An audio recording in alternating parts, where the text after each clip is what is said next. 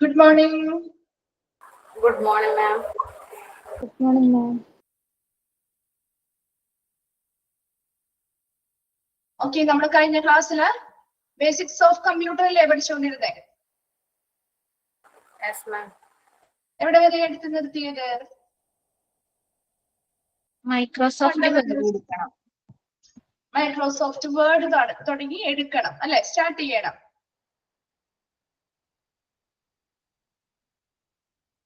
Okay, മറ്റു ഭാഗങ്ങൾ clear ആണോ? ഫണ്ടമെന്റൽസ് ഓഫ് കമ്പ്യൂട്ടേഴ്സ് ഒക്കെ ക്ലിയർ ആണോ? അതെ മാം. ഓക്കെ, നമ്മൾ അടുത്തതായിട്ട് തുടങ്ങുന്നത് മൈക്രോസോഫ്റ്റ് വേർഡ്. നമുക്ക് അതിന്റെ 3 എണ്ണത്തിനെ പഠിക്കാനുണ്ട് കേട്ടാ. നമ്മൾ കേട്ട് കാണും, നിങ്ങൾ എല്ലാവരും ഫെമിലിയർ ആയിരിക്കുമെന്ന് വിചാരിക്കുന്നു. അത് കേൾക്കാത്തവരാരെങ്കിലും ഉണ്ടോ? MS office, MS word, MS excel, അത് 3 കേൾക്കാത്തവരോ അല്ലെങ്കിൽ ചെയ്യാത്തവരോ ആയിട്ട് ആരെങ്കിലും ഉണ്ടോ ഇതില്? ഉണ്ടോ? എന്തെങ്കിലും രീതിയിൽ എന്തെങ്കിലും നമ്മൾ സ്കൂളിൽ പഠിക്കുന്ന സമയത്തോ അല്ലെങ്കിൽ നമ്മൾ കോളേജുകളിൽ പഠിക്കുന്ന സമയത്തോ ഒക്കെ ഇതുമായിട്ട് എന്തെങ്കിലും ഒരു കണക്ഷൻ ഉണ്ടാവുമായിരിക്കും അല്ലെ. നമ്മൾ എന്തെങ്കിലുമൊക്കെ ഒരു ഫോർമാറ്റ് ചെയ്യുമ്പോൾ ഒരു ഡോക്യുമെന്റ് തയ്യാറാക്കണമെങ്കിൽ, അല്ലെങ്കിൽ ഇപ്പൊ നമ്മുടെ പ്രൊജക്റ്റുമായി ബന്ധപ്പെട്ട് നമുക്ക് പവർ പോയിന്റുകൾ യൂസ് ചെയ്യുന്നതായിട്ട് വരാറുണ്ട് അല്ലെ. നെറ്റ് കാൽക്കുലേഷൻസ് നടത്താൻ നമ്മുടെ എക്സൽ സ്പ്രെഡ്ഷീറ്റുകൾ യൂസ് ചെയ്യാറുണ്ട്. അപ്പൊ അത് 3ഉമാണ് നമ്മളിവിടെ ഇനി മെയിൻ ആയിട്ട് പഠിക്കുന്നത്. ശരിക്കും ഇതൊരു പ്രാക്ടിക്കൽ ആയിട്ട് നമ്മൾ ചെയ്യേണ്ട കാര്യമാണ്.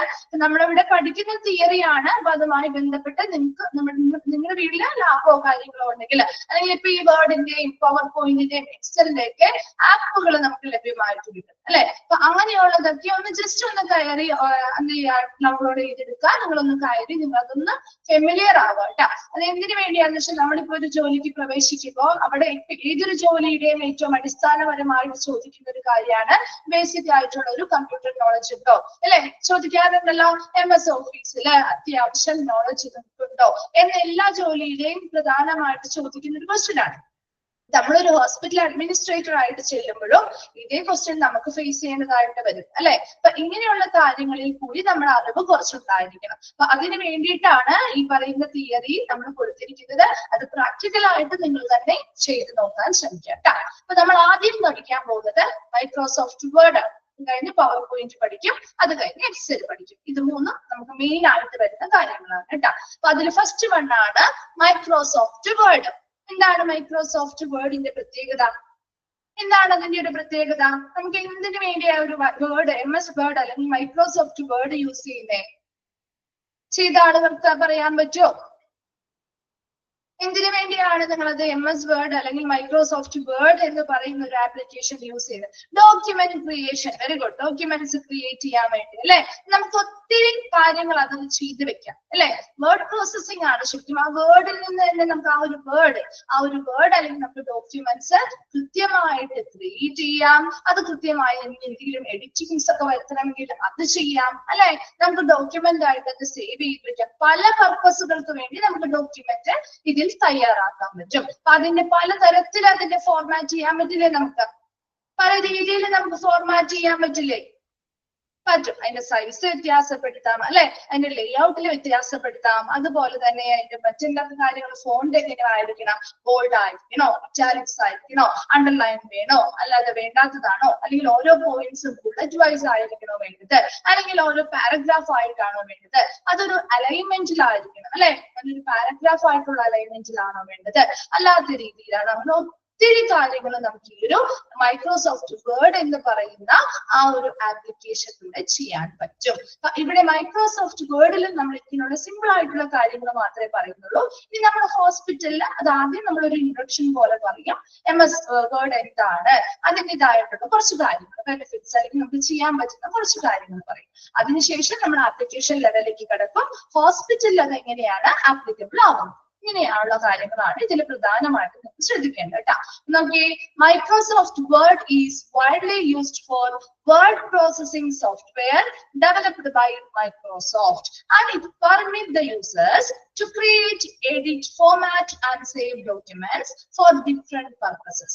ഇവിടെ മൈക്രോസോഫ്റ്റ് വേർഡ് എന്ന് പറയുന്നത് മൈക്രോസോഫ്റ്റ് എന്ന് പറയുന്ന ആ സോഫ്റ്റ്വെയർ എന്ന ഒരു ആപ്ലിക്കേഷൻ ഡെവലപ്പ് ചെയ്തിട്ടുള്ള, മൈക്രോസോഫ്റ്റ് ഡെവലപ്പ് ചെയ്തിട്ടുള്ള ഒരു വേർഡ് പ്രോസസ്സിംഗ് സോഫ്റ്റ്വെയർ ആണ്. അപ്പൊ ഇതിൽ നിന്ന് തന്നെ നമുക്ക് കിട്ടും അല്ലെ. വേർഡ് MS വേർഡ് അല്ലെങ്കിൽ മൈക്രോസോഫ്റ്റ് വേർഡ് എന്ന് പറഞ്ഞാൽ വേർഡ് പ്രോസസിംഗ് സോഫ്റ്റ്വെയർ ആണ്. ഇത് എന്തിനു സഹായിക്കുന്ന സോഫ്റ്റ്വെയർ ആ? It permit user to create, edit, format and save documents for further different purposes. പല ഉദ്ദേശങ്ങൾക്ക് വേണ്ടിയിട്ട് നമുക്ക് ഡോക്യുമെന്റ്സ് ക്രിയേറ്റ് ചെയ്യാം അല്ലെ, തയ്യാറാക്കാം, അത് എഡിറ്റ് ചെയ്യാം, പലതരത്തിലുള്ള ഫോർമാറ്റിംഗ് ചെയ്യാം, അതിനുശേഷം നമുക്ക് സേവ് ചെയ്ത് വെക്കാനും അനുവദിക്കുന്ന മൈക്രോസോഫ്റ്റ് ഡെവലപ്പ് ചെയ്തെടുത്ത ഒരു വേർഡ് പ്രോസസിംഗ് സോഫ്റ്റ്വെയർ ആണ് എന്തെന്ന് പറയുന്നത്, മൈക്രോസോഫ്റ്റ് വേർഡ് എന്ന് പറയുന്നത്, MS വേർഡ് എന്ന് നമുക്ക് ചുരുക്കി പറയാം കേട്ടോ. MS വേർഡ് എന്ന് പറയുന്നത് മൈക്രോസോഫ്റ്റ് ഡെവലപ്പ് ചെയ്ത അല്ലെങ്കിൽ വികസിപ്പിച്ചെടുത്ത ഒരു വേർഡ് പ്രോസസിംഗ് സോഫ്റ്റ്വെയർ ആണ്. ഇത്രയും നിങ്ങൾക്ക് മനസ്സിലായല്ലോ. ഇത് എന്തിനു വേണ്ടിയിട്ടാണ്, ഇത് എന്തിനെ പെർമിറ്റ് ചെയ്യുന്നു, എന്തിനനുവദിക്കുന്നു? നമുക്കൊരു ഡോക്യുമെന്റ് ക്രിയേറ്റ് ചെയ്യാൻ പറ്റും, അത് എഡിറ്റ് ചെയ്യാൻ പറ്റും, അത് ഫോർമാറ്റിംഗ് ചെയ്യാൻ പറ്റും, അതിനുശേഷം നമുക്ക് പല ഉദ്ദേശങ്ങൾക്ക് വേണ്ടി ഇത് സേവ് ചെയ്ത് പിന്നീട് ഉപയോഗിക്കാനും സാധിക്കും. ക്ലിയർ ആണോ? വേർഡിന്റെ ഇൻട്രൊഡക്ഷൻ ഭാഗം ആകെ 2 പോയിന്റ്സ് പറയുന്നുള്ളൂ. ഓക്കെ ആണോ? 2 പോയിന്റ്സ് ആണ് പറഞ്ഞിരിക്കുന്നത്. ക്ലിയർ ആണോ? 2 പോയിന്റ്സ്. ഓക്കെ, നെക്സ്റ്റ് നോക്കിയേ. ലൈക്ക് അപ്പൊ എന്തൊക്കെ പ്രത്യേകമായിട്ട് നമുക്ക് എന്തൊക്കെ പ്രധാനപ്പെട്ട ഉദ്ദേശങ്ങൾക്ക് വേണ്ടി അല്ലെങ്കിൽ പർപ്പസുകൾക്ക് വേണ്ടിയാണ് നമ്മൾ ഈ പറയുന്ന ഡോക്യുമെന്റ്സ് ക്രിയേറ്റ് ചെയ്യുന്നത്? ലൈക്ക് റൈറ്റിംഗ്, റിപ്പോർട്ടുകൾ തയ്യാറാക്കാൻ വേണ്ടി നമുക്ക് ഇത് ഉപയോഗിക്കാം. ലെറ്ററുകൾ തയ്യാറാക്കാൻ വേണ്ടി അല്ലെ. അതുപോലെ റെസ്യൂംസ്, നമ്മുടെ റെസ്യൂംസ് ഒക്കെ നിങ്ങൾ തയ്യാറാക്കിയിട്ടില്ലേ? തയ്യാറാക്കാറില്ലേ? CV അല്ലെങ്കിൽ ബയോഡേറ്റ അല്ലെങ്കിൽ റെസ്യൂംസ് തയ്യാറാക്കാറില്ലേ? ഉണ്ടോ? ജോലിക്ക് വേണ്ടി ഏറ്റവും അത്യാവശ്യം വേണ്ട ഒരു കാര്യമാണ് അല്ലെ. എല്ലാവരും റെസ്യൂംസ് തയ്യാറാക്കുക. അപ്പൊ നമ്മുടെ ഈ ഓരോ കോഴ്സ് നമ്മൾ എന്താണ് ചെയ്യുന്നുണ്ടെങ്കിൽ അതിനനുസരിച്ച് നമ്മൾ അതിൽ അപ്ഡേഷൻ കൊടുത്തുകൊണ്ടേയിരിക്കുക. നല്ലൊരു CV അല്ലെങ്കിൽ ഒരു റെസ്യൂം അല്ലെങ്കിൽ ഒരു ബയോഡേറ്റ ഏറ്റവും വളരെ വേണ്ട ഒരു അത്യാവശ്യ കാര്യമാണ് അല്ലെ. അപ്പൊ അങ്ങനെയുള്ള റെസ്യൂംസ് നമുക്ക് തയ്യാറാക്കാം, ലെറ്ററുകൾ തയ്യാറാക്കാം, റിപ്പോർട്ടുകൾ തയ്യാറാക്കാം, മറ്റു കാര്യങ്ങളും അങ്ങനെയുള്ള പല പർപ്പസുകൾക്ക് വേണ്ടി ഇങ്ങനെയുള്ള കാര്യങ്ങളൊക്കെ തയ്യാറാക്കാം. ഇങ്ങനെയുള്ള ഡോക്യുമെന്റ്സ് ഒക്കെ നമുക്ക് തയ്യാറാക്കാനും അത് എഡിറ്റ് ചെയ്യാനും ഫോർമാറ്റിംഗ് ചെയ്യാനും സേവ് ചെയ്യാനുമായിട്ട് നമ്മൾ ഉപയോഗിക്കുന്ന ഒരു സോഫ്റ്റ്വെയർ ആണ് MS വേർഡ് എന്ന് പറയുന്ന സോഫ്റ്റ്വെയർ. ദെൻ ഇതിന്റെ പ്രധാനപ്പെട്ട പോയിന്റ് അല്ലെങ്കിൽ ഫീച്ചേഴ്സ് ആണ് അടുത്തതായിട്ട് പറയുന്നത് കേട്ടോ. Okay, here are some important features and functionalities of Microsoft Word. ഇനി പ്രധാനപ്പെട്ട ഫീച്ചേഴ്സ് അല്ലെങ്കിൽ സവിശേഷതകളും ഫംഗ്ഷനാലിറ്റീസ് പ്രവർത്തനങ്ങളുമാണ് പറയുന്നത്. അതിന്റെ ഓരോ പോയിന്റ് വൈസ് ആണ് പറയുന്നത് കേട്ടോ. ആ പോയിന്റ് വൈസ് ഉള്ള ഹെഡിങ്ങുകൾ നിങ്ങൾ ഒന്ന് കാട്ടിയിട്ട് പഠിക്കണം. കാരണം എന്താണെന്ന് വെച്ച് കഴിഞ്ഞാൽ MS വേർഡിന്റെ ഇപ്പൊ ഒരു ചോദ്യം ചോദിക്കാം, MS വേർഡിന്റെ മെയിൻ ഇമ്പോർട്ടന്റ് ആയിട്ടുള്ള ഫീച്ചേഴ്സിൽ ഉൾപ്പെടുന്നത് ഏത് അല്ലെങ്കിൽ ഉൾപ്പെടാത്തത് ഏത് എന്ന് ചോദിച്ചാൽ ഈ പറയുന്ന ഹെഡിങ്സ് ആയിരിക്കും അതിന്റെ ആൻസേഴ്സ് ആയിട്ട് വരുന്നത്. അപ്പൊ അതിൽ ഏതെങ്കിലും ഒക്കെ ഉൾപ്പെടാത്തതുണ്ടെങ്കിൽ നിങ്ങൾക്കത് മനസ്സിലാകണം കേട്ടോ. അപ്പൊ ഉൾപ്പെടുന്നത് ഏതൊക്കെ വരാം, ഉൾപ്പെടാത്തത് ഏത് വരാം എന്ന് മനസ്സിലാക്കിയെടുക്കണമെങ്കിൽ ഈ പറയുന്ന ഹെഡിങ്സ് എങ്കിലും നിങ്ങൾ ബൈഹാർട്ട് ചെയ്ത് അല്ലെങ്കിൽ ഒന്ന് വായിച്ച് മനഃപ്പാഠമാക്കി ഒന്ന് വെക്കുക. കാരണം ഓരോന്നിലും നമ്മൾ ഇതുപോലെയുള്ള ഫീച്ചേഴ്സ് പഠിക്കുന്നുണ്ട്. അപ്പൊ മാറിപ്പോവാതിരിക്കാൻ വേണ്ടിയിട്ടാണ് മിസ് പറയുന്നത് കേട്ടോ. നിങ്ങൾക്ക് വായിക്കുമ്പോൾ മനസ്സിലാവുന്നു, കുറച്ചൊക്കെ നമുക്ക് ഓർത്തെടുക്കാൻ പറ്റും കേട്ടോ. അതിൽ ഒന്നാമത്തതാണ് യൂസർ ഫ്രണ്ട്ലി ഇന്റർഫേസ് ആണ്. ആണോ? നമുക്കൊരു ഉപയോക്താക്കൾക്ക് അല്ലെങ്കിൽ അത് യൂസ് ചെയ്യുന്ന ഉപയോഗിക്കുന്ന ആളുകൾക്ക് ഒരു സൗഹൃദപരമായിട്ടുള്ളൊരു സമ്പർക്കം നമുക്ക് ഇതിലൂടെ നിലനിർത്താൻ പറ്റുന്നുണ്ടോ? യൂസ് ചെയ്ത ആളുകൾ എന്ന് പറഞ്ഞേ എങ്ങനെയാണ്? യൂസർ ഫ്രണ്ട്ലി ആണോ ഇത്? ആണോ? വേർഡ് എങ്ങനെയാണ്? യൂസർ ഫ്രണ്ട്ലി ആണോ? നമുക്ക് ഒത്തിരി ബുദ്ധിമുട്ടൊക്കെ അനുഭവപ്പെടാറുണ്ടോ ഇത് ചെയ്യാനും തയ്യാറാക്കാനും ഒക്കെ? ഇല്ല അല്ലെ. നമുക്ക് സിമ്പിൾ ആയിട്ട് ചെയ്തെടുക്കാൻ പറ്റുന്ന രീതിയിൽ അല്ലെങ്കിൽ ആദ്യമായിട്ട് വന്ന ഒരാളാണെങ്കിൽ പോലും ഒന്ന് മനസ്സിലാക്കി അല്ലെങ്കിൽ ഒരാളൊന്ന് പറഞ്ഞു കൊടുത്താൽ പോലും നമുക്കൊന്ന് ചെയ്താൽ എല്ലാ കാര്യങ്ങളും പെർഫെക്റ്റ് ആയിട്ട് ചെയ്യാനൊന്നും പറ്റില്ലായിരിക്കും.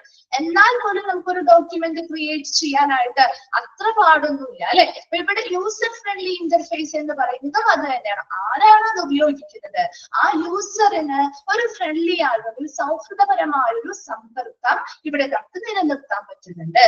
And Microsoft word offers A user friendly and intuitive interface, making it reachable to both beginners and experienced users. ഇവിടെ മൈക്രോസോഫ്റ്റ് വേർഡ് നമ്മുടെ ആ യൂസറിന് അല്ലെങ്കിൽ ആ ഉപയോഗിക്കുന്ന വ്യക്തിക്ക് ഒരു സൗഹൃദപരമായിട്ട് അത് ഉപയോഗിക്കാൻ പറ്റുന്ന രീതിയിൽ അല്ലെങ്കിൽ യൂസർ ഫ്രണ്ട്ലി ആയിട്ടുള്ള രീതിയിലാണ് ഇത് ക്രിയേറ്റ് ചെയ്തിരിക്കുന്നത്. അതുപോലെ തന്നെ ഇൻറ്റ്യൂട്ടീവ് ഇന്റർഫേസ് എന്ന് പറയുന്നത് ഒരു അവയർനെസ് കൊടുക്കുന്ന രീതിയിൽ, അല്ലെ, ഒരു അവയർനെസ് കൊടുക്കുന്ന രീതിയിൽ ഒരു ഇന്റർഫേസ് ആണ് കൊടുക്കുക. അതായത് ഇപ്പൊ ആദ്യമായിട്ട്, അതാണ് ഇവിടെ ഓൾറെഡി പറയുന്നത്, making reachable to both beginners and experienced users. ഇപ്പൊ പരിചയമുള്ള ആളുകൾക്കായിക്കോട്ടെ, അല്ലെങ്കിൽ ആദ്യമായിട്ട് ബിഗിനിങ്, അല്ലെ, ആദ്യമായിട്ട് ചെയ്യുന്ന ആളുകളായിക്കോട്ടെ, അവർക്ക് രണ്ടു കൂട്ടർക്കും ഒരേപോലെ എക്സ്പീരിയൻസ് നൽകുന്ന, അല്ലെങ്കിൽ ഒരേപോലെ അവയർനെസ് അല്ലെങ്കിൽ അവബോധം നൽകുന്ന രീതിയിൽ ഒരു യൂസർ ഫ്രണ്ട്ലി ആയിട്ടുള്ള രീതിയിലാണ് ഇത് ക്രിയേറ്റ് ചെയ്ത് വെച്ചിരിക്കുന്നത്. അപ്പൊ അതുകൊണ്ട് തന്നെ ഇപ്പൊ ഇത് ആദ്യമായിട്ട് ചെയ്യുന്ന ഒരു വ്യക്തിക്കാണെങ്കിൽ പോലും ഒത്തിരി അധികം ബുദ്ധിമുട്ട് അവർക്ക് എന്ത് ചെയ്യില്ല, തോന്നില്ല, ഫീൽ ചെയ്യില്ല. കാരണം എന്താ, അത്യാവശ്യം നമുക്ക് എല്ലാവർക്കും വായിച്ചാൽ, അല്ലെങ്കിൽ നമുക്ക് ആരെങ്കിലും ഒരാൾ ഒന്നും ഇന്നതാണ് എന്ന് പറഞ്ഞു തന്നാലൊക്കെ നമുക്ക് ചെയ്യാൻ പറ്റുന്ന രീതിയിലാണ് അതിന്റെ ഓരോ കാര്യങ്ങളും ചെയ്തു വെച്ചിരിക്കുന്നത്. എക്സ്പീരിയൻസ്ഡ് ആയിട്ട് ആളുകളാവുമ്പോൾ അത് കുറച്ചും കൂടി നല്ല അഡ്വാൻസ്ഡ് രീതിയിൽ നമുക്ക് ചെയ്യാൻ പറ്റും.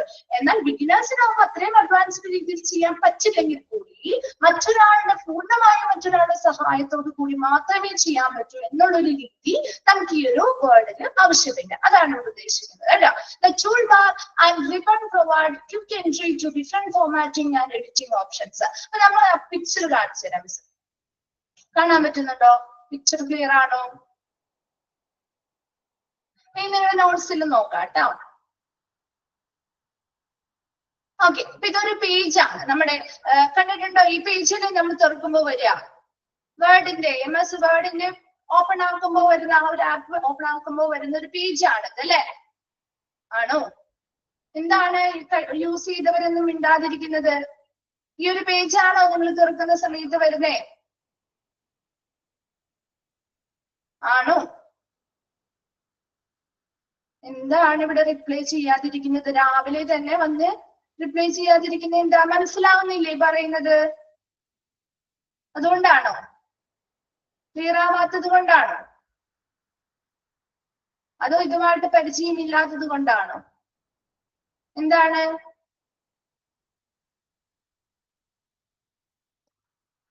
ഓക്കെ, കാണാൻ പറ്റുന്നുണ്ടോ? പിക്ചർ കാണാൻ പറ്റുന്നുണ്ടോ?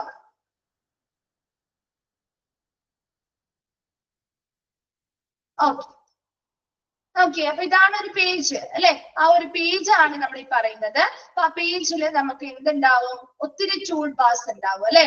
അതുപോലെ റിബൺസ് ഉണ്ടാവും. ഈ റിബൺസിൽ നമുക്ക് പലതരത്തിലുള്ള ടൂൾസ് കാണും. ആ ടൂൾസ് വെച്ചിട്ട് നമുക്ക് എളുപ്പത്തിൽ എന്ത് ചെയ്യാൻ പറ്റും? ടാബ്സ് ഒക്കെ ഉണ്ടാവും, അല്ലെ? ഇപ്പൊ കണ്ടോ, ഹോം ഉണ്ട്, ഫയൽ ഉണ്ട്, ഇൻസേർട്ട് ഓപ്ഷൻസ് ഉണ്ട്, പേജ് ലേഔട്ട് ഉണ്ട്, റെഫറൻസുകൾ ഉണ്ട്, അങ്ങനെ ഒത്തിരി കാര്യങ്ങളുണ്ട്. ഇതെല്ലാം നമുക്ക് ഓരോരോ ഫോർമാറ്റിങ്ങും എഡിറ്റിങ്ങും ഒക്കെ ചെയ്യാൻ പറ്റുന്ന രീതിയിലുള്ള ടൂൾസും കാര്യങ്ങളാണ് കൊടുത്തിരിക്കുന്നത്. ഇതെല്ലാം നമുക്ക് യൂസ് ചെയ്യാൻ പറ്റണം. പക്ഷെ ഇതെല്ലാം ഫുള്ള് നമുക്ക് അങ്ങനെ പെട്ടെന്ന് കണ്ടുപഠിക്കാവുന്ന ബുദ്ധിമുട്ടാണ്, അല്ലെ?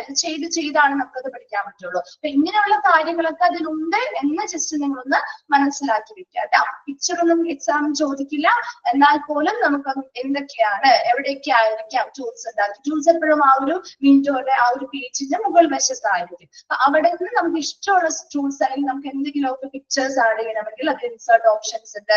അതുപോലെ അതിന്റെ ഡിസൈൻസിൽ വ്യത്യാസം വരുത്തണമെങ്കിൽ അത് ചെയ്യാം, അല്ലെ? പലതരത്തിലുള്ള വ്യത്യാസങ്ങൾ നമുക്ക് വരുത്താലോ. പോയിന്റ് വൈസ് ആവണമെങ്കിൽ അതിനനുസരിച്ചുള്ള ബുള്ളറ്റിംഗ് കൊടുക്കാം. ഇനി പാരഗ്രാഫ് വൈസ് ആണെങ്കിൽ അതിനനുസരിച്ചുള്ള അലൈൻമെന്റുകൾ കൊടുക്കാം. ഫോണ്ട് സൈസുകളിൽ വ്യത്യാസം വരാം, കളറുകളിൽ വ്യത്യാസം വരുത്താം. അങ്ങനെ ഒത്തിരി കാര്യങ്ങൾ നമുക്ക് ഈ പറയുന്ന ടൂൾസും ടാബ്സും അതുപോലെ തന്നെ ഈ പറയുന്ന ഓരോ ടാബുകൾ ഉപയോഗിച്ചുകൊണ്ട് അതിന് ടൂൾസ് യൂസ് ചെയ്തുകൊണ്ട് ചെയ്യാൻ പറ്റും. അതാണ് ഇവിടെയും പറഞ്ഞത് കേട്ടോ. ഓക്കെ,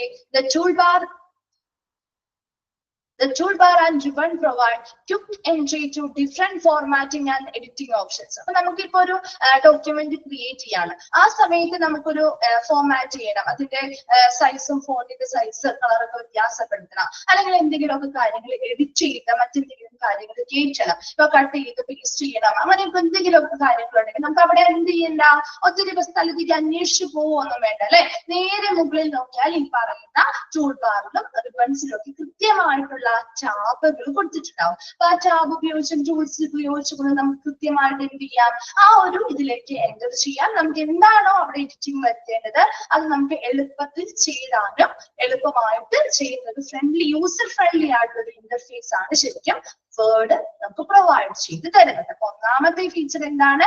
യൂസർ ഫ്രണ്ട്ലി ഇന്റർഫേസ് ആണ്. യൂസർ ഫ്രണ്ട്ലി ആണ് എന്ന് പറയുന്നത് എന്തുകൊണ്ടാണ്? ഇപ്പൊ ഒരു ബിഗിനർ ആയിക്കോട്ടെ, ഒരു എക്സ്പീരിയൻസ്ഡ് ആയിട്ടുള്ള ഒരു വ്യക്തി ആയിക്കോട്ടെ, അവർക്ക് രണ്ടു കൂട്ടർക്കും ഒരുപോലെ അവയർനെസ് നൽകുന്ന രീതിയിൽ, അല്ലെങ്കിൽ അവബോധം നൽകുന്ന രീതിയിലുള്ള ഇന്റർഫേസ് ആണ്. ഒരു സൗഹൃദപരമായിട്ടുള്ള ഒരു ഇടപെടൽ നമുക്ക് അതുമായിട്ട് ചെയ്യാൻ പറ്റും. അതുപോലെ തന്നെ എളുപ്പത്തിൽ നമുക്കൊരു ഫോർമാറ്റിംഗ് ചെയ്യണോ, നമുക്കൊരു എഡിറ്റിംഗ് ചെയ്യണോ, അതിനുള്ള ഓപ്ഷൻസ് ഒക്കെ നമുക്ക് എളുപ്പത്തിൽ നമുക്കത് ലഭ്യമാക്കാനും ചെയ്യാനും സാധിക്കുന്നത് കൊണ്ടാണ് അത് യൂസർ ഫ്രണ്ട്ലി ആണെന്ന് പറയുന്നത്. ഓക്കെ ആണോ? ഫസ്റ്റ് പോയിന്റ് ക്ലിയർ ആണോ? ഇനി അത് പറയണോ? ഓക്കെ. രണ്ടാമത്തത് ഡോക്യുമെന്റ്സ് ക്രിയേഷൻ ആൻഡ് എഡിറ്റിംഗ്. ഇനി നമുക്ക് രണ്ടാമത്തെ ഒരു ഫീച്ചർ ആണ് ഡോക്യുമെന്റ്സ് ക്രിയേറ്റ് ചെയ്യാം, നമുക്ക് എഡിറ്റ് ചെയ്യാം അല്ലെ. പേരിൽ നിന്ന് തന്നെ നമുക്കറിയാം.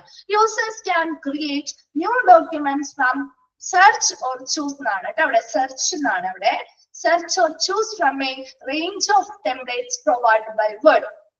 അപ്പൊ നമുക്കറിയാം, ഇപ്പൊ വേർഡില് നമുക്ക് ഈ ഒരു ഒറ്റ പ്ലെയിൻ പേപ്പറിൽ മാത്രമേ ചെയ്യാൻ പറ്റുള്ളൂ വർക്കുകൾ അല്ലെങ്കിൽ ഡോക്യുമെന്റ്സ് ആണോ?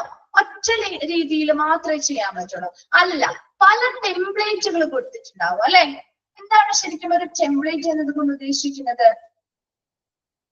എന്തായിരിക്കാം ഒരു ടെംപ്ലേറ്റ് എന്നത് കൊണ്ട് ഉദ്ദേശിക്കുന്നത്?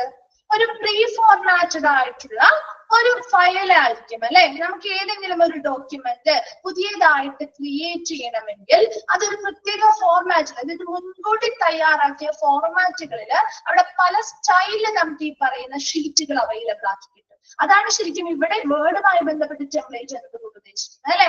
പല മോഡലിലുള്ള ഷീറ്റുകൾ നമുക്ക് ഡോക്യുമെന്റ് ഏതിലാണോ ക്രിയേറ്റ് ചെയ്യേണ്ടത്, ചിലപ്പോൾ പ്ലെയിൻ ആയിട്ടുള്ള ഷീറ്റിലായിരിക്കാം, നമുക്കൊരു ഫോർമാറ്റിലുള്ള ഇതിലായിരിക്കാം, ചിലപ്പോൾ നമുക്ക് ഡോക്യുമെന്റ് ക്രിയേറ്റ് ചെയ്യേണ്ടി വരാം. അപ്പൊ അവർക്ക് അത് സെലക്ട് ചെയ്യാം അല്ലെ. ഇനി അല്ലാത്തവർക്ക് ചിലപ്പോൾ വല്ല ഡിസൈൻ ഒക്കെ കൊടുത്ത് ബാക്ക്ഗ്രൗണ്ട്സ് അല്ലെങ്കിൽ ബാക്ക്ഗ്രൗണ്ടിൽ ലൈനിങ്ങോ അല്ലെങ്കിൽ കൊടുത്ത് ആ പേജ് കുറച്ചും കൂടി ഡെക്കറേറ്റീവ് ആയിട്ടുള്ള രീതിയിലാണ് ചെയ്യണമെങ്കിൽ അങ്ങനെയും നമുക്ക് ചൂസ് ചെയ്യാം അല്ലെ. അതിനുള്ളൊരു ഓപ്ഷൻ ഇവിടെ ഇല്ലേ? ഇല്ലേ? നമുക്ക് ചെയ്തവർക്ക് അറിയാൻ പറ്റും. നമുക്ക് ഏത് മോഡൽ വേണോ അതിനനുസരിച്ച് നമുക്ക് ആ ഒരു ഷീറ്റിന്റെ കളറുകളില് ഡിസൈനുകളിലൊക്കെ വ്യത്യാസം വരുത്താൻ പറ്റും അല്ലെ. അതായത് പ്രീ ഫോർമാറ്റ് ചെയ്ത് വെച്ച സ്റ്റൈലിൽ നിൽക്കുന്ന ഒരു ഫയൽ ആയിരിക്കും. അത് നമുക്ക് ആവശ്യമുള്ളത് ഏതാണ് നമ്മുടെ ഇഷ്ടത്തിനനുസരിച്ച് അല്ലെ. നമുക്ക് ഏത് മോഡൽ വേണോ ആ ഇഷ്ടത്തിനനുസരിച്ചുള്ളത് നമുക്ക് ചൂസ് ചെയ്യാം. അതിൽ പുതിയ ഡോക്യുമെന്റ്സ് നമുക്ക് ക്രിയേറ്റ് ചെയ്തെടുക്കാം. അപ്പൊ നോക്കിയേ next. It offers a vast set of formatting tools for text, paragraph, pages, permitting users to customize the appearance of their document.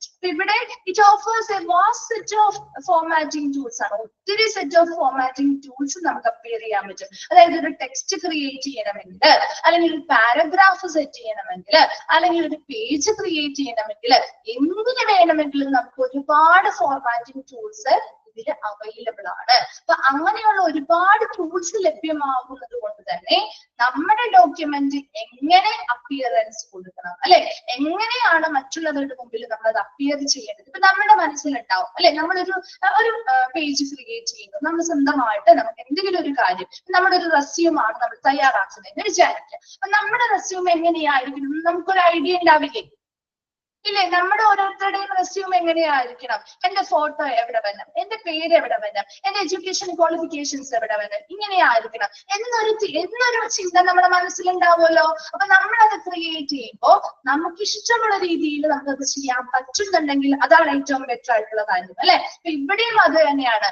നമുക്ക് ഇഷ്ടമുള്ള രീതിയിൽ ചെയ്യുന്ന വ്യക്തിക്ക് ഇഷ്ടമുള്ള രീതിയിൽ അത് കസ്റ്റമൈസ് ചെയ്തെടുക്കാൻ പറ്റും. അതായത് അവർ പറയുന്ന അതേ ഫോർമാറ്റില് മാത്രം നമുക്ക് ചെയ്ത് കൊണ്ടുള്ള ഒരു ഇതല്ല കിട്ടുന്നത്. മറിച്ച് എന്താണ്, എവിടെയായിരിക്കണം നമുക്ക് ടെക്സ്റ്റ് ചെയ്യേണ്ടത്, എവിടെ പാരഗ്രാഫ് ആയിട്ട് വരണം, എവിടെയായിരിക്കണം നമ്മുടെ ബോക്സ് വരേണ്ടത്, അങ്ങനെ എല്ലാം നമുക്ക് ഇഷ്ടപ്പെട്ട രീതിയിൽ നമുക്കത് കസ്റ്റമൈസ് ചെയ്തെടുക്കാനായിട്ടും അതിനനുസരിച്ചുള്ള ഒരു ഡോക്യുമെന്റ് നമുക്ക് ക്രിയേറ്റ് ചെയ്തെടുക്കാനായിട്ടും ഇതിലൂടെ സാധിക്കുന്നുണ്ട്. ഡോക്യുമെന്റ്സ് ക്രിയേഷൻ ആൻഡ് എഡിറ്റിംഗ് എന്ന് പറയുന്ന ഒരു ഫീച്ചർ എന്താ പറഞ്ഞത്? ഇവിടെ പുതിയതായിട്ടുള്ള ഡോക്യുമെന്റ്സ് ഒന്നില്ലെങ്കിൽ നമുക്ക് ആ വേർഡിലുള്ള ടെംപ്ലേറ്റ്സുകളിൽ നിന്ന് സെർച്ച് ചെയ്തോ അല്ലെങ്കിൽ ചൂസ് ചെയ്തോ എടുക്കാവുന്നതാണ്. നമുക്ക് ഇഷ്ടപ്പെട്ട ബാക്ക്ഗ്രൗണ്ടോ അല്ലെങ്കിൽ ഇഷ്ടപ്പെട്ട ഫോർമാറ്റിലോ കളറിലോ ഉള്ള ടെംപ്ലേറ്റ്സ് നമുക്ക് ചൂസ് ചെയ്യാം. അതിൽ നമുക്ക് പുതിയ ഡോക്യുമെന്റ്സ് ക്രിയേറ്റ് ചെയ്യാം. അങ്ങനെ ക്രിയേറ്റ് ചെയ്യുമ്പോഴും നമുക്ക് ഇഷ്ടം പോലെ ഫോർമാറ്റിംഗ് ടൂൾസ് ഉള്ളത് കൊണ്ട് തന്നെ നമ്മുടെ ഇഷ്ടത്തിനനുസരിച്ച് ആ ഡോക്യുമെന്റ് എങ്ങനെ അപ്പിയർ ചെയ്യണം, അല്ലെങ്കിൽ എങ്ങനെയാണ് പുറത്തേക്ക് അതിന്റെ ഒരു റിസൾട്ട് എങ്ങനെ വേണം എന്ന് നമ്മൾ എങ്ങനെയാണോ തീരുമാനിച്ചിരിക്കുന്നത് അതേ രൂപത്തിലും ഡിസൈനിലും നമുക്ക് ഇത് എന്ത് ചെയ്യാൻ പറ്റും, ഈ ടൂൾസ് ഉപയോഗിച്ചുകൊണ്ട് നമുക്കത് ക്രിയേറ്റ് ചെയ്തെടുക്കാനും സാധിക്കും. ക്ലിയർ ആണോ? സെക്കൻഡ് പോയിന്റ് ഓക്കെ ആണോ? Documents creation and editing clear ആണോ? ഓക്കെ. മൂന്നാമത്തത് collaboration and sharing. Next, in the Microsoft Word, support collaboration features, making multiple users able to work on a document at the same time. അതായത് ഇപ്പൊ ഈ ഒരു collaboration and sharing എന്നതുകൊണ്ട് ഉദ്ദേശിക്കുന്നത്, ഇപ്പൊ നമ്മൾ എന്തെങ്കിലും ഒരു സ്ഥാപനത്തിൽ വർക്ക് ചെയ്യാന്ന് വിചാരിക്കാം. ആ സ്ഥാപനത്തിൽ വർക്ക് ചെയ്യുന്ന സമയത്ത് ഇപ്പൊ ഇതിന്റെ ഒരു പ്രത്യേകത എന്ന് പറയുന്നത് നമുക്ക് എന്ത് ചെയ്യാം, ആ സെയിം ടൈമിൽ തന്നെ ആ ഒരൊറ്റ ഡോക്യുമെന്റിനെ പല യൂസേഴ്സിന് ഉപയോഗിക്കാൻ പറ്റും. അതായത് ഇപ്പൊ ഞാനിവിടെ ഇരുന്ന ഒരു സിസ്റ്റത്തിൽ ഞാനത് ചെയ്തുകൊണ്ടിരിക്കുകയാണ്. അതേസമയം തന്നെ മറ്റു സിസ്റ്റംസിലൂടെ മറ്റുള്ള യൂസേഴ്സിനും കയറിയിട്ട് ഇതേ ഒറ്റ ഡോക്യുമെന്റ് ഉണ്ടാവുള്ളൂ കേട്ടോ. ആ ഒറ്റ ഡോക്യുമെന്റിനെ എന്ത് ചെയ്യാൻ പറ്റും, അതിൽ അവർക്ക് വർക്ക് ചെയ്യാൻ പറ്റും. മനസ്സിലാവുന്നുണ്ടോ? മൈക്രോസോഫ്റ്റ് വേർഡ് എന്ന് പറയുന്നത് ഒരു കൊളാബറേഷൻ ഫീച്ചർ എന്നാണ്, സഹകരണമാണ് അല്ലെ. ഇവിടെ മൾട്ടിപ്പിൾ യൂസേഴ്സ് ഉണ്ട്, എന്നാൽ അവിടെ ഉള്ള വേർഡ് അല്ലെങ്കിൽ ആ ഒരു ഡോക്യുമെന്റ് എന്ന് പറയുന്ന ഒറ്റ ഡോക്യുമെന്റ് ആണ്. ഓഫീസ് കാര്യങ്ങളുമായി ബന്ധപ്പെട്ടാണ് കൂടുതലും അങ്ങനെ വരിക. ഇപ്പൊ ഒരു ഓഫീസാണ്, ഒരു ഹോസ്പിറ്റലാണെന്ന് വിചാരിക്കാം. ആ ഹോസ്പിറ്റലിൽ നമ്മൾ വർക്ക് ചെയ്യാണ്. അപ്പൊ അവിടെ ഒരു ഡോക്യുമെന്റ് നമ്മൾ ഒരു പേഷ്യന്റിന് തയ്യാറാക്കി വെച്ചിട്ടുണ്ട്. അപ്പൊ ആ പേഷ്യന്റിന്റെ ഡോക്യുമെന്റില് ചിലപ്പോൾ മറ്റൊരു ഡിപ്പാർട്ട്മെന്റിലെ അവരിരുന്നുകൊണ്ട് അവിടെ ചിലപ്പോൾ വേറെ എന്തെങ്കിലും ടെസ്റ്റുകളോ കാര്യങ്ങളോ ചെയ്തിട്ടുണ്ടെങ്കിൽ അതിന്റെ റിസൾട്ട് അവരുടെ ഈ ഡോക്യുമെന്റിൽ ആഡ് ചെയ്യില്ലേ? അവിടുത്തെ ആളുകളല്ലേ അത് ആഡ് ചെയ്യുന്നത് അല്ലെ? അപ്പോ ആ സമയത്ത് അവർ ആഡ് ചെയ്യുന്നുണ്ട്. അതേസമയം ലാബിലും നമ്മൾ ഇതുപോലെ ഒരു റിപ്പോർട്ടുകൾ കാര്യങ്ങൾക്ക് വേണ്ടി ടെസ്റ്റുകൾ കൊടുത്തിട്ടുണ്ടെങ്കിൽ അവിടെ നിന്നും അവരെന്ത് ചെയ്യും, ഒരേ സമയത്ത് ഈ പറയുന്ന വേർഡിൽ അവർക്ക് ഇത് ആഡ് ചെയ്യാം. അപ്പൊ ഒരാൾക്ക് മാത്രമേ ഇത് ചെയ്യാൻ പറ്റൂ എന്ന രീതിയില്ല. മനസ്സിലായോ? ഇപ്പൊ ഞാൻ മാത്രമേ ചെയ്യുന്നുള്ളൂ, അപ്പൊ എനിക്ക് മാത്രമേ അത് ആക്സസ് ആവുന്നുള്ളൂ, അല്ലെങ്കിൽ എനിക്ക് മാത്രമേ അത് എഡിറ്റ് ചെയ്യാൻ പറ്റൂ എന്നൊരു ഓപ്ഷൻ ഇല്ല. നമുക്കിത് ഷെയർ ചെയ്ത് കൊടുത്തു കഴിഞ്ഞാല് മറ്റുള്ളവർക്കും കൂടി അതിൽ എന്തെങ്കിലും എഡിറ്റിങ്ങോ കാര്യങ്ങളോ വരുത്താൻ പറ്റും. ഒറ്റ ഡോക്യുമെന്റ് ഒരേ സമയത്ത് മറ്റുള്ള മൾട്ടിപ്പിൾ യൂസേഴ്സിന്, ഒന്നിലധികം ഉപയോക്താക്കൾക്ക് ഉപയോഗിക്കാനുള്ളൊരു സിറ്റുവേഷൻ അല്ലെങ്കിൽ ഒരു ഓപ്പർച്യൂണിറ്റി ഇതിലൂടെ നൽകുന്നുണ്ട്. അതായത് user can track changes, leave comments. എന്താ ഇപ്പൊ നമുക്ക് എന്തെങ്കിലുമൊക്കെ ചേഞ്ചസോ കാര്യങ്ങളോ വരുത്തിയിട്ടുണ്ടോ, മറ്റുള്ള ആളുകൾ അതിൽ വരുത്തിയിട്ടുണ്ടോ എന്ന് ചെക്ക് ചെയ്യാൻ പറ്റും. അതുപോലെ തന്നെ എന്തെങ്കിലുമൊക്കെ കമന്റുകൾ ചെയ്യാൻ പറ്റും. മെർജ് എഡിറ്റ്സ്, എഡിറ്റ് ചെയ്ത കാര്യങ്ങളൊക്കെ മെർജ് ചെയ്യാനാണെങ്കിൽ അത് രണ്ടും കൂടി സംയോജിപ്പിക്കാൻ സാധിക്കും. And made by different contributors, പല ആളുകൾ ഇടുന്ന കോൺട്രിബ്യൂഷൻ സംഭാവനകളിൽ നിന്ന് നമുക്ക് ഈ ഫോം എന്ത് വേണമെങ്കിലും നമുക്ക് എന്ത് ചെയ്യാം, ചേഞ്ച് ചെയ്യാം. അല്ലെങ്കിൽ ചിലപ്പോൾ ഒന്നോ രണ്ടോ പാരഗ്രാഫുകൾ മെർജ് ചെയ്തിട്ട് ചെയ്യണമെങ്കിൽ അങ്ങനെ ചെയ്യാം. അല്ലെങ്കിൽ എന്തെങ്കിലും ചേഞ്ചസ് വരുത്തണമെങ്കിൽ അതും ചെയ്യാം. ചിലപ്പോൾ ഒരാൾ ചെയ്തത് എന്തെങ്കിലും വ്യത്യാസങ്ങൾ മറ്റൊരാൾക്ക് അത് ചേഞ്ച് ചെയ്ത് കൊടുക്കാം. അവിടെ അത് പ്രശ്നമായിട്ട് വരുന്നില്ല. Then documents can also be simply shared via email. നമുക്ക് ഈ ഒരു ഡോക്യുമെന്റ് സിമ്പിളി നമുക്ക് എന്ത് ചെയ്യാം, ഇമെയിലൂടെ ഷെയർ ചെയ്ത് കൊടുക്കാം. നിങ്ങൾ ചെയ്തിട്ടുണ്ട് അത് സിമ്പിൾ ആയിട്ട് നമുക്ക് ഇമെയിലൂടെ ഒക്കെ അത് ഷെയർ ചെയ്ത് കൊടുക്കാൻ പറ്റും. ഈ ഒരു വേർഡിന്റെ ഡോക്യുമെന്റ്സ് ഇപ്പൊ നമ്മൾ റെസ്യൂം ഒക്കെ ചെയ്ത് കഴിഞ്ഞാൽ അവർ നമുക്കത് ഷെയർ ചെയ്ത് തരാറില്ലേ, മെയിലായിട്ട് സോഫ്റ്റ് കോപ്പി നമുക്ക് ഷെയർ ചെയ്ത് തരാറില്ലേ? അതുപോലെ നമുക്കപ്പോ ഷെയർ ചെയ്ത് കിട്ടും. അപ്പൊ നമുക്ക് ആ ഷെയർ ചെയ്ത് കിട്ടിയതിൽ നമുക്ക് നമ്മുടെ ഈ വേർഡിന്റെ ഒരു ആപ്ലിക്കേഷൻ ഉണ്ടെങ്കിൽ നമുക്ക് എഡിറ്റ് ചെയ്യാൻ പറ്റും കേട്ടോ. അങ്ങനെ ഒരു ഓപ്ഷൻ കണ്ടിട്ടുണ്ടോ നിങ്ങള്? എന്തെങ്കിലുമൊക്കെ മിസ്റ്റേക്കുകളോ കാര്യങ്ങളോ ഉണ്ടെങ്കിൽ നമുക്ക് എന്ത് ചെയ്യാൻ പറ്റും, അവർ ചെയ്തു തരുന്ന ആ ഫോർമാറ്റിന്റെ ഇതിൽ തന്നെ നമ്മുടെ എന്തിലാണ് ലാപ്പിലോ അല്ലെങ്കിൽ നമ്മുടെ മൊബൈലിലോ അങ്ങനെ ഒരു വേർഡിന്റെ ഫോർമാറ്റ് ഉണ്ടെങ്കിൽ നമുക്ക് എന്ത് ചെയ്യാൻ പറ്റും, ആപ്ലിക്കേഷൻ ഉണ്ടെങ്കിൽ നമുക്ക് അത് എഡിറ്റ് ചെയ്ത് വെക്കാൻ പറ്റും. അപ്പൊ അതൊക്കെ അങ്ങനെയുള്ള ഇമ്പോർട്ടൻസ് അല്ലെങ്കിൽ അങ്ങനെയുള്ള കൊളാബറേഷൻസ് അല്ലെങ്കിൽ നമുക്ക് ഒരുമിച്ച് സഹകരിച്ചുകൊണ്ട് ചെയ്യാനും ഷെയർ ചെയ്ത് കൊടുക്കാനുള്ളൊരു എന്താണ് ഒരു അവസരം ഇതില് കൊടുക്കുന്നുണ്ട്. Then cloud storage services or by creating links. നമുക്ക് ഇങ്ങനെയുള്ള ലിങ്കുകളിലൂടെയാണ് നമുക്ക് ഷെയർ ചെയ്ത് തരാം അല്ലെ. അല്ലാതെ വെറുതെ അല്ല, ഒരു ലിങ്കിലൂടെയാണ് നമുക്ക് ഇത് ഷെയർ, ലിങ്ക് ക്രിയേറ്റ് ചെയ്യാം. അല്ലെങ്കിൽ ക്ലൗഡ് സ്റ്റോറേജ് സർവീസ് കേട്ടിട്ടുണ്ടോ? ക്ലൗഡ് സ്റ്റോറേജ് സർവീസുകൾ എന്ന് നമ്മുടെ ഫോണിലൊക്കെ കാണും അല്ലെ. ക്ലൗഡ് സ്റ്റോറേജ് വെക്കട്ടെ എന്നൊക്കെ ചോദിച്ച് യെസ് ഓർ നോ ഒക്കെ നമ്മൾ ഓപ്ഷൻസ് കൊടുക്കാറുണ്ട്. നമ്മൾ അതിൽ ക്ലൗഡിൽ സ്റ്റോർ ചെയ്ത് വെക്കുന്നു എന്നൊക്കെ പറയാറുണ്ട് അല്ലെ. എന്താണ് ശരിക്കും ഒരു ക്ലൗഡ് സ്റ്റോറേജ് എന്നത് കൊണ്ട് ഉദ്ദേശിക്കുന്നത്? എന്തായിരിക്കാം?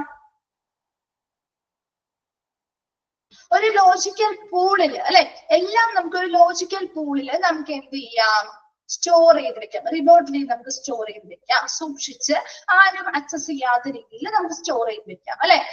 അത് ആരാണ് യൂസ് ചെയ്യുന്നത് അവർക്കാണ് അത് ആക്സസ് ചെയ്യാൻ പറ്റുള്ളൂ അല്ലെ. എല്ലാവർക്കും അത് എടുക്കാൻ പറ്റുമോ? ആ ക്ലൗഡ് സ്റ്റോറിൽ നമ്മൾ സൂക്ഷിച്ചു വെച്ച് സ്റ്റോർ ചെയ്ത് വെക്കുന്ന സാധനങ്ങള് ഇല്ല. അത് ആ പറയുന്ന യൂസറിന് മാത്രം ആക്സസ് ചെയ്യാൻ പറ്റുന്ന രീതിയിൽ. അപ്പൊ അങ്ങനെ ആക്സസ് ചെയ്യണമെങ്കിൽ അവിടെ ഒരു നെറ്റ്വർക്ക് വേണം അല്ലെ. പ്രധാനമായിട്ടും ഒരു ഇന്റർനെറ്റ് കണക്ഷൻ വേണം. ആ ഇന്റർനെറ്റ് കണക്ഷനിലൂടെ അല്ലെങ്കിൽ ആ നെറ്റ്വർക്ക് ഉപയോഗിച്ചുകൊണ്ട് ഈ യൂസറിന് എന്ത് ചെയ്യാം, അത് ആക്സസ് ചെയ്തെടുക്കാൻ പറ്റും.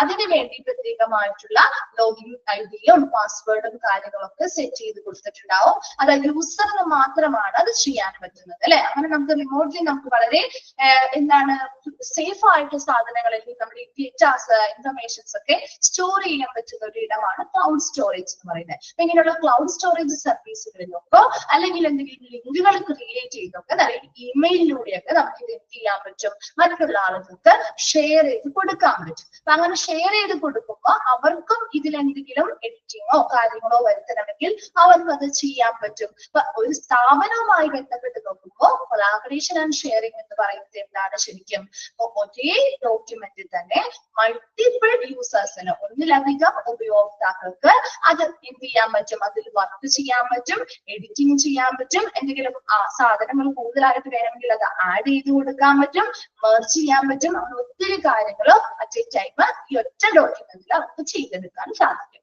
ക്ലിയർ ആണോ കൊളാബറേഷൻ ആൻഡ് ഷെയറിംഗ്? ഹെഡിങ്ങുകൾ നിങ്ങൾ ഇമ്പോർട്ടന്റ് ആയിട്ട് നോക്കാം കേട്ടോ. അതിനുള്ളിൽ വരുന്നത് നിങ്ങളൊന്ന് മനസ്സിലാക്കി വെച്ചാൽ മതി. ആ ഹെഡിങ്ങുകൾ വിട്ടുപോകരുത് കേട്ടോ. നെക്സ്റ്റ് വരുന്നത് റിച്ച് ഫോർമാറ്റിംഗ് ഓപ്ഷൻസ്. എന്താണ് റിച്ച് ഫോർമാറ്റിംഗ് ഓപ്ഷൻസ് എന്ന് പറഞ്ഞാലായിരിക്കും word provides a lot of formatting options for text which include font style, size, colours and effects അല്ലെ. ഇപ്പൊ ഒരു ഫോർമാറ്റിംഗ് ഓപ്ഷൻസ് നമ്മൾ ഒത്തിരി ഫോർമാറ്റിംഗ് ഓപ്ഷൻസ് നമുക്ക് വേർഡ് പ്രൊവൈഡ് ചെയ്തിട്ട് ടെക്സ്റ്റ് തയ്യാറാക്കണമെങ്കിൽ ആ ടെക്സ്റ്റിന് വേണ്ട സൈസ് അല്ലെങ്കിൽ ഫോണ്ട് ഏതായിരിക്കണം എന്ന് നമുക്ക് സെലക്ട് ചെയ്ത് കൊടുക്കാം. ഒത്തിരി ഫോണ്ടുകൾ നമുക്ക് ലഭ്യമല്ലേ അല്ലെ. ഇറ്റാലിക്സ്, ബോൾഡ്, പിന്നെ ഒത്തിരി പേരുകളുണ്ട് അല്ലെ. പല രീതിയിലും നമുക്ക് ഷേപ്പിലും നമുക്ക് ആ ഒരു വേർഡ് എഴുതാൻ പറ്റില്ലേ. ഒരു സെന്റൻസ് എഴുതുന്നു, ആ സെന്റൻസ് നമുക്ക് എന്തൊക്കെ രീതിയിൽ എഴുതാം അല്ലെ, എത്ര ഭാഷയില് അല്ലെങ്കിൽ ഏതൊക്കെ സ്റ്റൈലിൽ നമുക്ക് എഴുതി വെക്കാം. അതെ, കാലിബർ അങ്ങനെ ഒത്തിരി ഉണ്ട് അല്ലെ. അപ്പൊ അങ്ങനെയുള്ള പല സ്റ്റൈലിൽ നമുക്ക് ചെയ്യാൻ പറ്റും. അതുപോലെ സൈസ് എത്ര വേണമെങ്കിലും നമുക്ക് വർദ്ധിപ്പിക്കാം, എത്ര വേണമെങ്കിലും കുറയ്ക്കാനും പറ്റും അല്ലെ. ഇപ്പൊ ഒരു പേജില് ചിലപ്പോൾ നമുക്ക് ഹെഡിങ്സ് ഒക്കെ വളരെ വലുതായിട്ടാണ് എഴുതുന്നതെങ്കിൽ അതിനനുസരിച്ച് നമുക്ക് സൈസ് കൂട്ടിക്കൊടുക്കാം. ഇനി ചെറിയ അതിന് കീഴിൽ വരുന്ന ഭാഗങ്ങൾ വളരെ ചെറുതായിട്ടാണ് എഴുതുന്നതെങ്കിൽ അതിനനുസരിച്ച് സൈസ് കുറച്ചു കൊടുക്കാം ഇല്ലേ.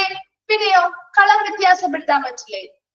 കളറ് ഹെഡിങ്ങിന് നമ്മൾ ഒരു ബ്ലാക്ക് കളറാണ് കൊടുത്തിരിക്കുന്നത് അല്ലെങ്കിൽ ഒരു റെഡ് കളറാണ് കൊടുത്തിരിക്കുന്നത്. അതിന് താഴെ വരേണ്ടത് ഒരു ബ്ലാക്ക് ആണെങ്കിൽ നമുക്ക് ഏത് കളർ വേണമെങ്കിലും ചൂസ് ചെയ്തിടാം. പിന്നെ നമ്മൾ ടൈപ്പ് ചെയ്യുന്നതിനൊക്കെ ആ കളർ ആയിരിക്കും അല്ലെ, നമ്മൾ ചൂസ് ചെയ്തിരിക്കുന്ന കളർ ആയിരിക്കും വരും. അതുപോലെ നമുക്ക് എഫക്റ്റുകൾ കൊടുക്കാം, പലതരത്തിലുള്ള എഫക്റ്റുകൾ കൊടുക്കാം. നിങ്ങൾ കണ്ടിട്ടുണ്ടോ, പല എഫക്റ്റുകൾ കൊടുത്ത് നമുക്ക് ചെയ്യാൻ പറ്റും. അപ്പൊ അത് എന്താണ്, നമ്മൾ ആ ഒരു ഇത് എടുക്കുന്ന സമയത്ത് ആ ഒരു ഫോണ്ടിൽ തന്നെ പല രീതിയിലുള്ള വ്യത്യാസങ്ങൾ വരുത്താനായിട്ട് പറ്റും. ഇതെല്ലാം എന്താണ്, ഫോർമാറ്റിംഗ് ഓപ്ഷൻസ് ആണ് അല്ലെ. ഇതുപോലെയുള്ള ഒത്തിരി ഫോർമാറ്റിംഗ് ഓപ്ഷൻസ് എന്തിൽ അവൈലബിൾ ആണ്, വേർഡിൽ അവൈലബിൾ ആണ്. Users can apply formatting to paragraph, address, line space. ഇനി ഒരു ടെക്സ്റ്റുമായി ബന്ധപ്പെട്ട് ഇങ്ങനെയാണ്. ഇനി ഒരു പാരഗ്രാഫിനെ എടുത്ത് നോക്കി, നിങ്ങളൊരു പാരഗ്രാഫ് തയ്യാറാക്കുമ്പോൾ എന്തൊക്കെ കാര്യങ്ങൾ ചെയ്യാറുണ്ട്, ലൈൻ സ്പേസ് അഡ്ജസ്റ്റ് ചെയ്യാൻ പറ്റും അല്ലെ.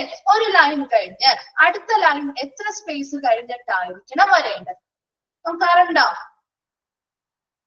ചെയ്തിട്ടുണ്ടോ? ലൈൻ സ്പേസ് ഒക്കെ അഡ്ജസ്റ്റ് ചെയ്തിട്ടുണ്ടോ? ഉണ്ട് അല്ലെ. ഒരു ലൈൻ കഴിഞ്ഞ് അടുത്ത ലൈൻ വരേണ്ടത് എത്ര സ്പേസ് കഴിഞ്ഞാണ്. ഇനി എഴുതിയിരിക്കുന്ന ടെക്സ്റ്റ് എങ്ങനെയായിരിക്കണം അലൈൻമെന്റ് വരേണ്ടത്. ഒരു പേജിന്റെ നടുക്കായിട്ട് എല്ലാം ഒരുപോലെ അലൈൻമെന്റ് നടത്തണോ, അതോ പോയിന്റ് വൈസ് ആയിട്ടുള്ള രീതിയിൽ വേണോ, അങ്ങനെ പല രീതിയിൽ നമുക്ക് അലൈൻമെന്റുകൾ കൊടുക്കാം. അല്ലെങ്കിൽ ബുള്ളറ്റ് പോയിന്റോ കാര്യങ്ങളോ കൊടുക്കണോ അല്ലെ. ബുള്ളറ്റ് പോയിന്റ് കണ്ടിട്ടില്ലേ, ഡോട്ട് ഡോട്ട് ആയിട്ട് നമുക്ക് ഓരോ പോയിന്റും ആ ബുള്ളറ്റിന് നേരെ നേരെ കൊടുക്കാം. അതുപോലെ നമ്പറിംഗ് വേണമെങ്കിൽ ചെയ്യാം അല്ലെ, 1, 2, 3 അങ്ങനെ നമ്പറിംഗ് ചെയ്തുകൊണ്ട് നമുക്ക് നോട്ട്സ് ചെയ്ത് തയ്യാറാക്കാം. ഇങ്ങനെയുള്ള ഒരുപാട് കാര്യങ്ങൾ ഇതിന് ഉൾപ്പെടുന്നുണ്ട്. And it also offer modern features such as headers and headers, tables and strives for consistent document formatting. അപ്പൊ headers കൊടുക്കാം അല്ലെ, ഹെഡിങ്ങും കാര്യങ്ങളും കൊടുക്കാൻ പറ്റില്ലേ നമുക്ക്? ആ പേജിന്റെ മുകളിൽ കാണുമ്പോ ആണ് ഹെഡേഴ്സിൽ വരുന്നത്. ഫൂട്ടേഴ്സ് വരുമ്പോ എങ്ങനെയാ, എവിടെയാണ് ഫൂട്ടേഴ്സിന്റെ സ്ഥാനം വരിക? ആ പേജിന്റെ താഴെ അടിയിൽ അല്ലെ. നമുക്കിപ്പോ പേജ് ഒക്കെ ക്രിയേറ്റ് ചെയ്യണം. അപ്പൊ 1, 2, 3 പേജ് ഒക്കെയാണ് ക്രിയേറ്റ് ചെയ്യുന്നത്. നമ്പറുകൾ കൊടുക്കാം അല്ലെ, ഹെഡിങ്സ് കൊടുക്കാം, നമ്പർ ചെയ്ത് കൊടുക്കാം. ചില പേജിനൊക്കെ മുകളിലാണ് നമ്മൾ നമ്പർ ഇടുക അല്ലെ, ചില പേജിന് താഴെയല്ലേ നമ്മൾ നമ്പർ ഇട്ട് കൊടുക്കാം. കണ്ടിട്ടുണ്ടോ നിങ്ങൾ അങ്ങനെ? നമ്മുടെ ടെക്സ്റ്റ് ബുക്കുകളൊക്കെ ചെയ്യുന്നത് പോലെ മുകളിൽ നമ്പർ ഇടണമെങ്കിൽ അങ്ങനെ ചെയ്യാം, താഴെ നമ്പർ ഇടണമെങ്കിൽ അങ്ങനെ ചെയ്യാം. പിന്നെ ഏതാണോ, അല്ലെങ്കിൽ ചിലപ്പോൾ ആ ഒരു വ്യക്തിയുടെ പേര് കൊടുക്കണം, അല്ലെങ്കിൽ എന്തെങ്കിലുമൊക്കെ നോട്ട്സ് ചെറുതായിട്ടുള്ള നോട്ട്സ് കൊടുക്കണമെങ്കിൽ മുകളിൽ കൊടുക്കണമെങ്കിൽ അങ്ങനെ കൊടുക്കാം, താഴെ കൊടുക്കണമെങ്കിൽ അങ്ങനെ കൊടുക്കാം. ടേബിളുകൾ ഉൾപ്പെടുത്തണമെങ്കിൽ ടേബിളുകളും ഉൾപ്പെടുത്താം അല്ലെ. കണ്ടിട്ടുണ്ടോ ടേബിളിൽ യൂസ് ചെയ്യാൻ പറ്റുന്നത്? അതുപോലെ പലതരത്തിലുള്ള സ്റ്റൈലുകളും കാര്യങ്ങളൊക്കെ നമുക്ക് ഈ പറയുന്ന ഡോക്യുമെന്റ്സ് തയ്യാറാക്കുമ്പോ ഫോർമാറ്റ് ചെയ്യുമ്പോ ഉൾപ്പെടുത്താൻ സാധിക്കും. അതാണ് ഇവിടെ പറഞ്ഞിരിക്കുന്നത് റിച്ച് ഫോർമാറ്റിംഗ് ഓപ്ഷൻസ് ആണെന്ന്. ഒത്തിരി ഫോർമാറ്റിംഗ് ഓപ്ഷൻസ് നമുക്ക് ഈ ഒരു വേർഡില് ലഭ്യമായി കിട്ടുന്നുണ്ട്. ക്ലിയർ ആണോ? ഓക്കെ ആണോ? ഒത്തിരി എക്സ്ട്രാ പറയാത്തത് നമുക്ക് ഇച്ചിരി ഫെമിലിയർ ആയിട്ടുള്ളതാണ്, ഇതുകൊണ്ടാണ് കേട്ടോ. മനസ്സിലാവുന്നില്ലേ? ഫോളോ ചെയ്യാൻ പറ്റുന്നുണ്ടോ? ഡൗട്ട്സ് ആർക്കെങ്കിലും വരുന്നുണ്ടോ? ക്ലിയർ ആണോ? Okay. Next spell check and grammar correction. എങ്ങനെയാണ് നമ്മൾ ഒരു പാരഗ്രാഫ് ഒക്കെ തയ്യാറാക്കുന്ന സമയത്ത് അവിടെ സ്പെല്ലിങ്ങിലൊക്കെ മിസ്റ്റേക്ക് വന്നാല് എന്തെങ്കിലും പ്രത്യേകത വരുമോ? വരുമോ? എന്തെങ്കിലും വ്യത്യാസം വരുമോ? നമ്മുടെ സ്പെല്ലിങ്ങില് റെഡ് ലൈൻ വരും അല്ലെ, റെഡ് ലൈൻ വരും. സ്വാഭാവികമായിട്ടും നമ്മൾ അവിടെ നമ്മളെ സൂചിപ്പിക്കുകയാണ് ഇന്ന സ്ഥലത്ത് ഒരു മിസ്റ്റേക്ക് ഉള്ള പോലെ കമ്പ്യൂട്ടർ ഫീൽ ചെയ്യുന്നു, ഒരു റെഡ് ലൈൻ വരും അല്ലെ. അങ്ങനെ സ്പെൽ ചെക്ക് ചെയ്യാം, നമുക്ക് ഗ്രാമർ ഒക്കെ കറക്റ്റ് ചെയ്യാൻ പറ്റും അല്ലെ. Word consist of building spelling and grammar checking tools. അത് ഓൾറെഡി ആ ഒരു കമ്പ്യൂട്ടറിൽ ഉള്ളതാണ്, നമ്മൾ ഒരു എക്സ്ട്രാ കൊടുക്കുന്ന ഒരു ഫോമാറ്റ് അല്ല, അതിലുള്ള ബിൽഡിംഗ് സ്പെല്ലിംഗ് ആണ് ഗ്രാമർ ചെക്ക് ചെയ്യാൻ പറ്റുന്ന ടൂൾസ് അതിൽ തന്നെ ഉണ്ടായിരിക്കും. To make users identify and correct. അവർക്ക് കാണിച്ചു കൊടുക്കുകയാണത് ഇന്ന സ്ഥലത്ത് ഒരു മിസ്റ്റേക്ക് ഉണ്ട്, അല്ലെങ്കിൽ ഗ്രാമറിലായിരിക്കും മിസ്റ്റേക്ക്. ചിലപ്പോൾ നമ്മൾ സ്പേസ് ഇടാത്തതിൽ വരാറുണ്ട് അല്ലെ, ചില സ്പേസ് ഇട്ടില്ലെങ്കിൽ ചിലപ്പോൾ റെഡ് ലൈൻ വരും. ചിലപ്പോൾ നമ്മുടെ ഗ്രാമറിൽ വ്യത്യാസങ്ങൾ വരുത്തിയാലോ അല്ലെങ്കിൽ സ്പെല്ലിങ്ങിൽ മിസ്റ്റേക്ക് വന്നാലോ അങ്ങനെയൊക്കെ വരുമ്പോഴാണ് കൂടുതലായിട്ടും ഈ റെഡ് കളറിൽ നമ്മൾ ഇൻഡിക്കേറ്റ് ചെയ്ത് നമ്മൾ കാണിക്കുകയാണ്, ഐഡന്റിഫൈ ചെയ്യിപ്പിക്കുന്നു ഇന്ന സ്ഥലത്ത് തെറ്റുകളുണ്ട്, അല്ലെങ്കിൽ ഒരു സ്പെല്ലിംഗ് മിസ്റ്റേക്ക് ഉണ്ട്, അല്ലെങ്കിൽ ഗ്രാമറിൽ മിസ്റ്റേക്ക് ഉണ്ട്. അത് ആ ഒരു എറർ ആയിട്ട് കണ്ട് അത് കറക്റ്റ് ചെയ്യാനായിട്ട് നമ്മളെ ഐഡന്റിഫൈ ചെയ്യുന്നു. നമ്മളെ ആ എറർ നമ്മൾ കറക്റ്റ് ചെയ്യാനായിട്ട് സഹായിക്കുന്നതാണ് spell check and grammar tools എന്ന് പറയുന്നത്. And it underlines misspelled words and suggest correction. Misspelled ആയിട്ടുള്ള സ്പെല്ലിംഗിൽ വ്യത്യാസങ്ങളുള്ള അല്ലെങ്കിൽ ഗ്രാമറിൽ വ്യത്യാസങ്ങളുള്ള വേർഡ്സിന്റെ താഴെ റെഡ് ലൈൻ ആയിട്ട് വരും അല്ലെ, അണ്ടർലൈൻ ചെയ്ത രീതിയിൽ വരും. ആൻഡ് സജസ്റ്റ് കറക്ഷൻസ്, അത് കറക്ഷൻസിന് വേണ്ടി നമ്മൾ സജസ്റ്റ് ചെയ്യാണ്, ഇന്ന സ്ഥലത്ത് കറക്ഷൻ ഉണ്ട്, അപ്പൊ നിങ്ങൾ അത് ചെയ്യാൻ വേണ്ടി നമുക്ക് സജഷൻ തരാണ്. Which ensure the accuracy of written content. അപ്പൊ ആ എഴുതിയിരിക്കുന്ന കണ്ടന്റ് അല്ലെങ്കിൽ നമ്മൾ തയ്യാറാക്കുന്ന ആ ഒരു ഡോക്യുമെന്റിന്റെ ആക്യുറസി അല്ലെങ്കിൽ കൃത്യത നമുക്ക് കുറച്ചും കൂടി ഉറപ്പുവരുത്താനായിട്ട് സാധിക്കും അല്ലെ. അല്ലാതെ നമ്മൾ ഇങ്ങനെ ചെയ്തു കഴിയുമ്പോൾ നമ്മൾ ആ ഒരു ഡോക്യുമെന്റ് ഒക്കെ സെറ്റ് ചെയ്തോ അതിനുശേഷം നമ്മൾ പ്രിന്റ് ഔട്ട് എടുത്ത് ആവശ്യമുള്ള ആളുകൾക്ക് കൊടുക്കുമ്പോഴായിരിക്കും ചിലപ്പോ നമ്മുടെ ഇത് കാണുന്നത് ഇങ്ങനെയുള്ള തെറ്റുകൾ കാണുകയാണെങ്കിൽ അത് ആ ഒരു റിട്ടൺ കണ്ടന്റിന്റെ ആ ഒരു ആക്യുറസി അല്ലെങ്കിൽ കൃത്യതയെ ബാധിക്കുന്നില്ലേ? ഇല്ലേ? നമ്മൾ പൂർണ്ണമായിട്ടും അതൊരു പെർഫെക്റ്റ് ആണെന്ന് നമുക്ക് പറയാൻ പറ്റുന്നില്ലല്ലോ, ഇല്ല. അപ്പൊ അതേസമയം നമ്മൾ ഇതേപോലെ തന്നെയുള്ള കൃത്യമായ സ്പെല്ലിംഗ് ചെക്കുകൾ ചെയ്തോ ഗ്രാമറിൽ ചെക്കുകൾ ചെയ്തോ അങ്ങനെയുള്ള കറക്ഷൻസ് ഒക്കെ വരുത്തിയിട്ടാണ് നമ്മൾ അത് ഔട്ട് എടുത്ത് ആളുകൾക്ക് കൊടുക്കുന്നതെങ്കിൽ അതിൽ കുറച്ചും കൂടി എന്താണ് ആധികാരികതയുടെ കൃത്യതയും നമുക്ക് ഉറപ്പുവരുത്താൻ സാധിക്കും. അതാണ് spell check and grammar correction എന്ന് പറയുന്നത്. ഓക്കെ ആണോ? ക്ലിയർ ആണോ? ഓക്കെ. നെക്സ്റ്റ് വരുന്നത് ഇൻസേർട്ടിങ് ആൻഡ് മാനിപ്പുലേറ്റിംഗ് ഒബ്ജക്ട്സ്. അതായത് user can insert different objects into their documents like images, shapes, charts and tables. Okay ആണല്ലോ. നമുക്ക് ഈ നമ്മുടെ വേർഡില് നമുക്ക് എന്തൊക്കെയാണ് പലതരത്തിലുള്ള ഒബ്ജക്റ്റുകളുടെ എന്താണ് നമുക്ക് പല ഒബ്ജക്റ്റുകളിലേക്ക് ഇൻസേർട്ട് ചെയ്യാം. അതായത് ഇമേജുകൾ കയറ്റാം ഇല്ലേ? ഇമേജുകൾ നമുക്ക് ഇതിൽ ഉൾപ്പെടുത്താൻ പറ്റില്ലേ? ഒരു വേർഡില് പറ്റുമോ? പറ്റും. നമുക്കറിയാം നമ്മുടെ റെസ്യൂമിലൊക്കെ നമ്മുടെ ഫോട്ടോസ് വയ്ക്കാറുണ്ട് അല്ലെ. അതുപോലെ ഷേപ്പുകൾ, പല ഷേപ്പുകളിൽ വേണമെങ്കിൽ അങ്ങനെ ചെയ്യാം. പലതരത്തിലുള്ള ചാർട്ടുകൾ ഉൾപ്പെടുത്തണമെങ്കിൽ അത് ചെയ്യാം. പലതരത്തിലുള്ള ടേബിളുകളും നമുക്ക് ഉൾപ്പെടുത്താൻ പറ്റും. And word permits resizing, positioning and formatting of these objects, making it easy to improve the visual appeal of documents. ഇനി എന്താ word permit resizing, അതായത് നമുക്ക് ഇവിടെ കൃത്യമായിട്ട് ആ ഒരു ഇമേജ് നമ്മൾ എടുത്തു വെച്ചു എന്ന് വിചാരിക്കുക. ചിലപ്പോൾ ആ ഒരു ഇമേജ് നമ്മൾ എടുത്ത് ഇതിലേക്ക് കൊണ്ടുവരുന്ന ഇൻസേർട്ട് ചെയ്യുന്ന സമയത്ത് ഭയങ്കര വലിയ ഇമേജ് ആണെങ്കിൽ നമുക്കത് എന്ത് ചെയ്യാൻ പറ്റും? ചുരുക്കി നമുക്ക് ആവശ്യമുള്ള സൈസിലേക്ക് ആക്കാൻ പറ്റില്ലേ? ഇപ്പൊ ടേബിളിന്റെ കേസും അങ്ങനെ തന്നെ, നമുക്ക് ആവശ്യമായ സൈസിലേക്ക് നമുക്ക് അത് കൺവേർട്ട് ചെയ്തെടുക്കാൻ പറ്റും അല്ലെ. റീസൈസിങ് ചെയ്യാം, കൃത്യമായ പൊസിഷനിലേക്ക് നമുക്ക് അത് എടുത്ത് കൊണ്ടുവന്ന് വെക്കാം ഇല്ലേ. ഒരു ടേബിൾ അല്ലെങ്കിൽ ഒരു പിക്ചർ ഒക്കെ നമുക്ക് കൃത്യമായ പൊസിഷൻ എവിടെയാണോ വേണ്ടത് അവിടേക്ക് അത് കൊണ്ടുവന്ന് വെക്കാൻ പറ്റില്ലേ? പറ്റും അല്ലെ. അതുപോലെ ഫോർമാറ്റിംഗ് ഓഫ് ദീസ് ഒബ്ജക്ട്സ്, ഈ പറയുന്ന ഒബ്ജക്റ്റുകൾക്ക് എന്തെങ്കിലും ഫോർമാറ്റിംഗ് വരുത്തണം. ചിലപ്പോൾ ചില ഫോട്ടോസ് അല്ലെങ്കിൽ ഇമേജസ് ഇടുമ്പോൾ നമ്മൾ അതിന് ചുറ്റും ഒരു ബാക്ക്ഗ്രൗണ്ട്, ഒരു ലൈൻ കൊടുക്കാറുണ്ട്. അല്ലെങ്കിൽ വേറെ എന്തെങ്കിലും ഡിസൈൻസ് കൊടുക്കണമെങ്കിൽ അങ്ങനെ നമുക്ക് ചെയ്യാൻ പറ്റും ആണല്ലോ. then make it easy to improve the visual appeal of documents. ആ ഡോക്യുമെന്റ് കാണുന്ന സമയത്ത് അതിന്റെ ആ ഒരു പ്രത്യേകത അല്ലെങ്കിൽ ആ ഒരു അപ്പിയറൻസ് അല്ലെ, വിഷ്വൽ അപ്പീലാണ്. നമുക്ക് മറ്റുള്ളവർക്ക് കാണുന്ന സമയത്ത് അത് എത്രത്തോളം വളരെ ആകർഷണീയമാക്കാൻ സാധിക്കുമോ അതിനനുസരിച്ച് അത് മെച്ചപ്പെടുത്താൻ വേണ്ടിയാണ് നമ്മൾ ഇങ്ങനെയുള്ള പലതരത്തിലുള്ള ഫോർമാറ്റിംഗ് ചെയ്യുന്നത്. ഇപ്പൊ ഇൻസേർട്ടിംഗ് ആൻഡ് മാനിപ്പുലേറ്റിംഗ് ഒബ്ജക്ട്സിൽ വരുന്നത് നമുക്ക് പല ഒബ്ജക്റ്റുകൾ ഡോക്യുമെന്റ്സിൽ ഉൾപ്പെടുത്താൻ സാധിക്കും. അതിനു വേണ്ടി നമുക്ക് ഇമേജുകൾ വെക്കാം, ഷേപ്പുകൾ വെക്കാം, ചാർട്ടുകള്, ടേബിളുകള് മുതലായ കാര്യങ്ങളെല്ലാം നമുക്ക് ഇൻസേർട്ട് ചെയ്യാവുന്നതാണ്. ഇനി ഇത് നമുക്ക് എന്ത് ചെയ്യാം? ഒരു ഒബ്ജക്റ്റോ അല്ലെങ്കിൽ ഒരു ടേബിളോ അല്ലെങ്കിൽ ഒരു ഇമേജ് നമുക്ക് ഇൻസേർട്ട് ചെയ്താൽ പോലും അത് നമുക്ക് റീസൈസിങ് ചെയ്യാം, കൃത്യമായ പൊസിഷനിൽ കൊണ്ടുവയ്ക്കാം. അതുപോലെ ഈ ഒബ്ജക്റ്റുകൾ പല രീതിയിൽ നമുക്ക് ഫോർമാറ്റിംഗ് ചെയ്ത് ഈ പറയുന്ന ഡോക്യുമെന്റിനെ നമുക്ക് നമ്മളിലേക്ക് കിട്ടുന്ന സമയത്ത് ഒരു ആകർഷണീയമായിട്ട് തോന്നുന്ന രീതിയിലുള്ള വിഷ്വലൈസേഷൻ നമുക്ക് ചെയ്യാനും അങ്ങനെയുള്ള ഒരു കാര്യത്തിലേക്ക് അത് മെച്ചപ്പെടുത്തി കൊണ്ടുവരാനും ഈ ഫോർമാറ്റുകളിലൂടെ അല്ലെങ്കിൽ ഇങ്ങനെയുള്ള ഒബ്ജക്റ്റുകളൊക്കെ ഇൻസേർട്ട് ചെയ്യുന്നതിലൂടെ ഒക്കെ സാധിക്കുന്നുണ്ട്. ക്ലിയർ ആണോ അത്? Inserting and manipulating objects. Okay, last one ആണ്, ലാസ്റ്റ് ഫീച്ചർ ആണ് കേട്ടോ, ടെംപ്ലേറ്റ്സ് ആൻഡ് തീംസ്. ഇനി എന്താണ്? Word provides a wide range of templates and themes for various document types including resumes. ഞാൻ മിസ് പറയട്ടെ, ഇപ്പൊ റെസ്യൂം തയ്യാറാക്കുന്നതിന്റെ ഒരു ടെംപ്ലേറ്റ് അല്ലെങ്കിൽ ഒരു തീം എന്ന് പറയുന്നത് ഒരുപോലെ ആയിരിക്കും. എല്ലാ റെസ്യൂമുകളും ഒരേ മോഡലിലാണ് നമ്മൾ ചെയ്യാറ് ആണോ?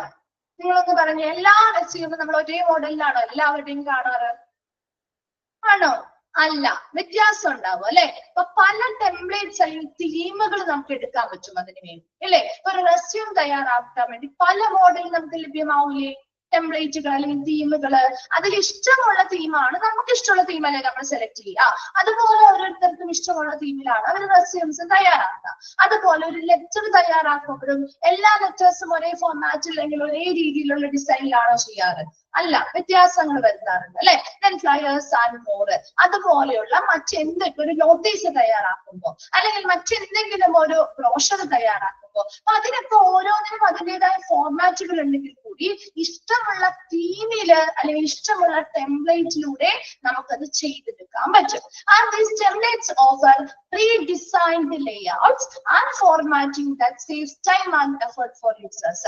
ഇവിടെ നമുക്ക് ഇങ്ങനെ ഒരു ടെംപ്ലേറ്റുകൾ അല്ലെങ്കിൽ തീമുകൾ കിട്ടുന്നത് പ്രീ ഡിസൈൻഡ് ആണ്, മുൻകൂട്ടി ഡിസൈൻ ചെയ്തിട്ടുള്ള ലേഔട്ട്സ് അല്ലെങ്കിൽ രൂപരേഖകളാണ് അല്ലെ. ഇത് മുൻകൂട്ടി ഡിസൈൻ ചെയ്തിട്ടുള്ളതല്ലേ, നമ്മൾ സ്വന്തമായിട്ട് അപ്പോൾ ഡിസൈൻ ചെയ്യുന്നതല്ലല്ലോ, ഓൾറെഡി അതിലേക്ക് എടുക്കുന്നതായിരിക്കും അല്ലെ ടെംപ്ലേറ്റ് എന്ന് പറയുന്നത് അല്ലെ. ഓൾറെഡി നമുക്കത് നോക്കുമ്പോൾ ആവശ്യമുള്ള ചിലപ്പോൾ എല്ലാ രീതിയിലും നമുക്ക് ഇഷ്ടമുള്ള എല്ലാ ഫോർമാറ്റിലും ഉണ്ടാവണമെന്നില്ല, നമുക്ക് അത്യാവശ്യം വേണ്ട രീതിയിലുള്ള പ്രീ ഡിസൈൻഡ് ആയിട്ടുള്ള ലേഔട്ടുകള് ടെംപ്ലേറ്റ്സ് ആണ് അവിടെ കിടക്കുന്നുണ്ടായിരിക്കും. And that saves time and effort for users. അപ്പൊ പെട്ടെന്ന് നമുക്കത് എടുക്കാനും അത് അവിടെ ഡോക്യുമെന്റ്സ് ക്രിയേറ്റ് ചെയ്യാനും സാധിക്കുന്നത് കൊണ്ട് തന്നെ അത് യൂസറിന്റെ എഫേർട്ടിനെയും അതുപോലെ സമയത്തെയും ഒരുപാട് സേവ് ചെയ്യുന്നുണ്ട്. മനസ്സിലായോ? ടെംപ്ലേറ്റ്സ് ആൻഡ് തീംസ് എന്ന് പറയുന്നതിൽ നിങ്ങൾ ഇത്രയും മാത്രം മനസ്സിലാക്കിയാൽ മതി. ടെംപ്ലേറ്റ്സോ തീംസോ എന്താണെങ്കിലും പ്രീ ഡിസൈൻഡ് ആയിട്ട് അവിടെ കൊടുത്തിരിക്കുന്ന ലേഔട്ടുകളാണ്. നമുക്ക് മുൻകൂട്ടി തീരുമാനിച്ച് അല്ലെങ്കിൽ മുൻകൂട്ടി തയ്യാറാക്കി ചെയ്തിരിക്കുന്ന ഫയൽസ് അല്ലെങ്കിൽ രൂപരേഖകളായിട്ടാണ് കിടക്കുക. അപ്പൊ അതിൽ നിന്ന് നമുക്ക് ഇഷ്ടമുള്ളത് ചൂസ് ചെയ്യാം. അപ്പൊ നമുക്ക് എന്താണ് അവിടെ നമ്മുടെ ആ ഒരു എഫേർട്ട് കുറവാണ് വരുന്നത് അല്ലെ. അധിക സമയം നമ്മൾ അത് ഉണ്ടാക്കിയെടുക്കാൻ സമയം തോന്നില്ല. അതുപോലെ നമ്മുടെ ടൈമും നമുക്ക് അവിടെ സേവ് ചെയ്തിരിക്കാൻ പറ്റും. അതിൽ നമുക്ക് റെസ്യൂമുകൾ പല മോഡലിൽ തയ്യാറാക്കാം. ലെറ്റേഴ്സോ നോട്ടീസുകളോ എന്തും ആയിക്കോട്ടെ അതെല്ലാം നമുക്ക് എളുപ്പത്തിൽ തയ്യാറാക്കാനും പറ്റും. ആ 7 പോയിന്റ്സ് വേഗം ഒന്ന് വായിച്ചു നോക്കാം. എന്തെങ്കിലും ഡൗട്ട് ഉണ്ടെങ്കിൽ ചോദിക്കാം കേട്ടോ.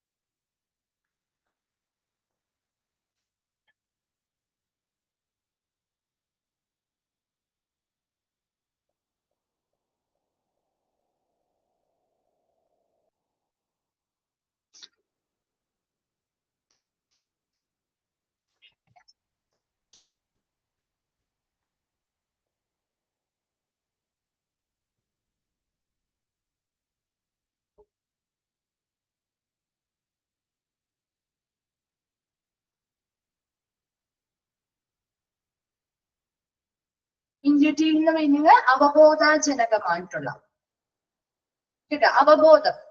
അവബോധജനകമായിട്ടുള്ള എന്ന് പറയുന്നത് ശരിക്കും നമുക്ക് ഒരു അവയർനെസ് അല്ലെങ്കിൽ അതിനെ കുറിച്ച് കുറച്ചും കൂടി നോളജ് കിട്ടുന്ന രീതി.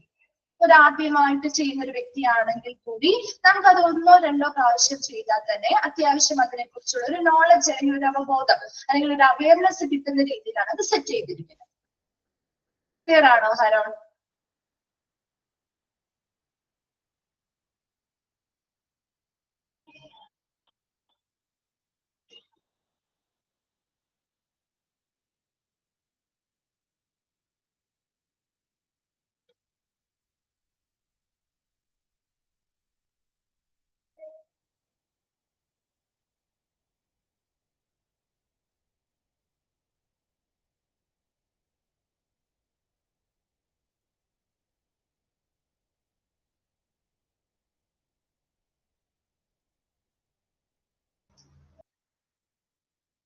ഓക്കെ, വായിച്ചു കഴിയുമ്പോൾ ഒന്ന് റിപ്ലൈ ചെയ്യണം കേട്ടോ.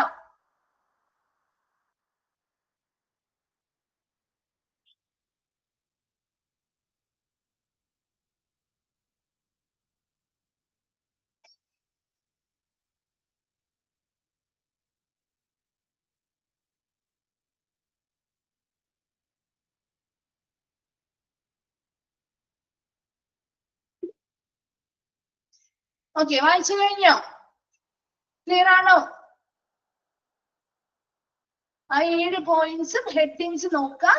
മറ്റുള്ളത് നിങ്ങളൊന്ന് വായിച്ച് മനസ്സിലാക്കി വെച്ചാൽ മതി കേട്ടോ. ഹെഡിങ്സ് വായിക്കുമ്പോൾ തന്നെ നിങ്ങൾക്ക് ഏകദേശം ഒരു ഐഡിയ കിട്ടുമെന്ന് തോന്നുന്നു. ഓക്കെ ആണോ? നെക്സ്റ്റ് ഭാഗത്തേക്ക് പോട്ടെ മിസ്? അടുത്ത ഭാഗത്തേക്ക് പോട്ടെ?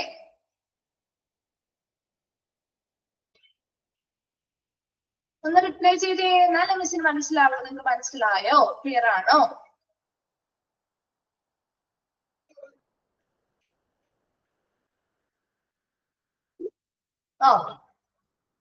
ഓക്കെ, നെക്സ്റ്റ് ഭാഗത്തേക്ക് പോവാണ്. Applicability in hospital. ഹോസ്പിറ്റലിലെ നമ്മൾ ഇത് ഉപയോഗിക്കുമ്പോൾ അതിന്റെ ആപ്ലിക്കേഷൻ അല്ലെ, നമ്മൾ ഹോസ്പിറ്റലുമായി ബന്ധപ്പെട്ട് പഠിക്കുമ്പോൾ ഇതിന്റെ ആപ്ലിക്കേഷൻ എന്താണ്? ആദ്യം നമ്മൾ എന്താണ് MS ഓഫീസ് അല്ലെങ്കിൽ MS വേർഡ് എന്താണ് നമ്മൾ പഠിച്ചു. അതിനുശേഷം അതിന്റെ ആപ്ലിക്കബിലിറ്റി ആണ് ഇത് പഠിക്കാൻ പോകുന്നത് കേട്ടോ. അതിൽ ഫസ്റ്റ് പഠി ഇതിന്റെയും ഹെഡിങ്സ് നിങ്ങൾ നോട്ട് ചെയ്ത് വെക്കണം കേട്ടോ. ഹെഡിങ്സ് ആണ് കൂടുതലും ഫോക്കസ് ചെയ്ത് ചോദിക്കുക. അപ്പൊ അതിൽ ഉൾപ്പെടുന്നത് അല്ലെ, എന്തുകൊണ്ടാണ് ആ ഹെഡിങ്ങിൽ എന്തൊക്കെ വരുന്നു എന്നുള്ളത് നിങ്ങളൊന്ന് വായിച്ച് മനസ്സിലാക്കി വെക്കുക. അതിൽ ഒന്നാമത്തത് പേഷ്യന്റ് റെക്കോർഡുകളുടെ കാര്യമാണ്. പേഷ്യന്റ് റെക്കോർഡുകൾ തയ്യാറാക്കാൻ വേണ്ടിയിട്ട്. അതായത് the Microsoft word permit health care professional two and keep electronic patient records. Electronic ആയിട്ടുള്ള പേഷ്യന്റ് റെക്കോർഡുകള് ഉണ്ടാക്കാനും അത് കൃത്യമായിട്ട് കീപ്പ് ചെയ്യാനും വേണ്ടി ഹെൽത്ത് പ്രൊഫഷണൽസ് എന്ത് യൂസ് ചെയ്യുന്നുണ്ട്? എന്താ യൂസ് ചെയ്യുന്നത് ഇവിടെ? MS Word അല്ലെങ്കിൽ മൈക്രോസോഫ്റ്റ് വേർഡ് ഉപയോഗിക്കുന്നുണ്ട്.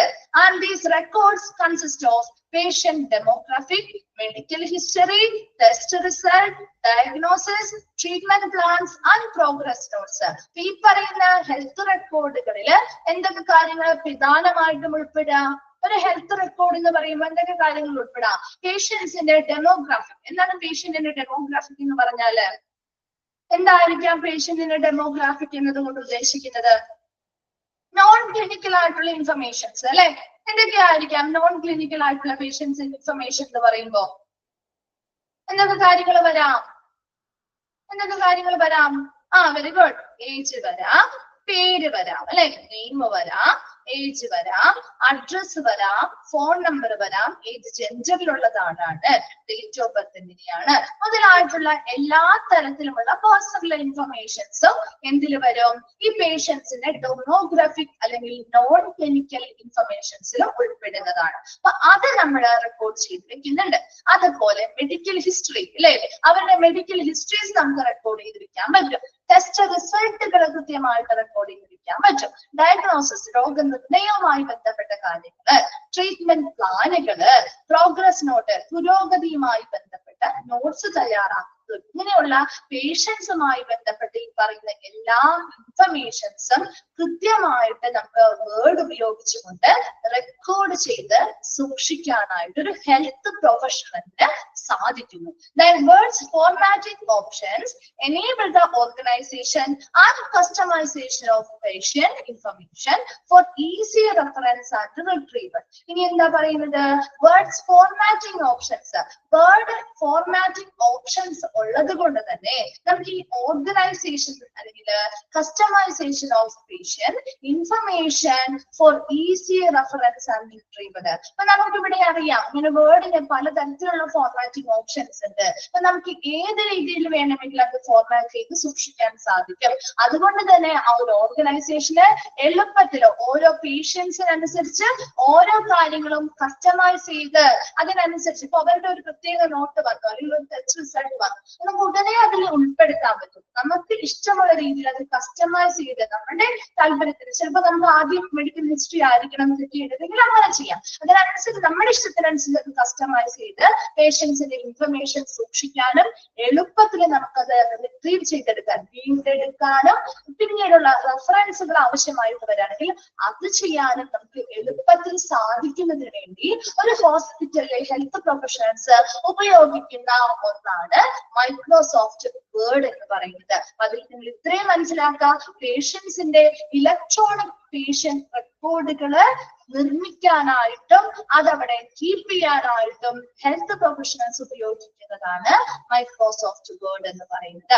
ഈ റെക്കോർഡുകൾ എന്ന് പറയുമ്പോൾ അതിൽ എന്തൊക്കെ ഉൾപ്പെടാറുണ്ട്? പേഷ്യൻസിന്റെ ഡെമോഗ്രാഫിക് അല്ലെങ്കിൽ പേഴ്സണൽ ഇൻഫർമേഷൻസ് വരാം, മെഡിക്കൽ ഹിസ്റ്ററീസ് വരാം, ടെസ്റ്റ് റിസൾട്ടുകള്, ഡയഗ്നോസ്, ട്രീറ്റ്മെന്റ് പ്ലാനുകള്, ദെൻ പ്രോഗ്രസ് നോട്ട്, ഇതെല്ലാം അതിൽ ഉൾപ്പെട്ട് നമുക്ക് ഈ വേർഡില് പ്രോസസ് ചെയ്ത് അല്ലെങ്കിൽ ക്രിയേറ്റ് ചെയ്ത് സൂക്ഷിച്ചു വെക്കാവുന്നതാണ്.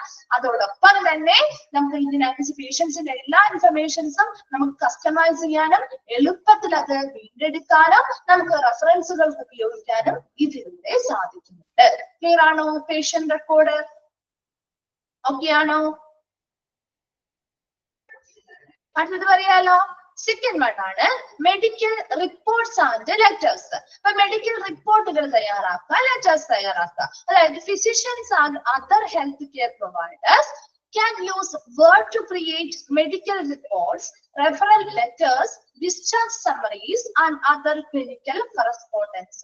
എന്താ മെഡിക്കൽ റിപ്പോർട്ട്സ് ആൻഡ് ലെറ്ററുകൾ, അതായത് ഫിസിഷ്യൻസിനായിക്കോട്ടെ, ഇപ്പൊ ഡോക്ടേഴ്സ് നമുക്ക് ചിലപ്പോ മെഡിക്കൽ റിപ്പോർട്ടുകൾ തരാറുണ്ട് അല്ലെ? റെഫറൽ ലെറ്റേഴ്സ് ഒക്കെ ഡോക്ടേഴ്സ് അല്ലേ എഴുതി തരുന്നേ? ഡിസ്ചാർജ് സമ്മറികള് അല്ലേ? ആണോ?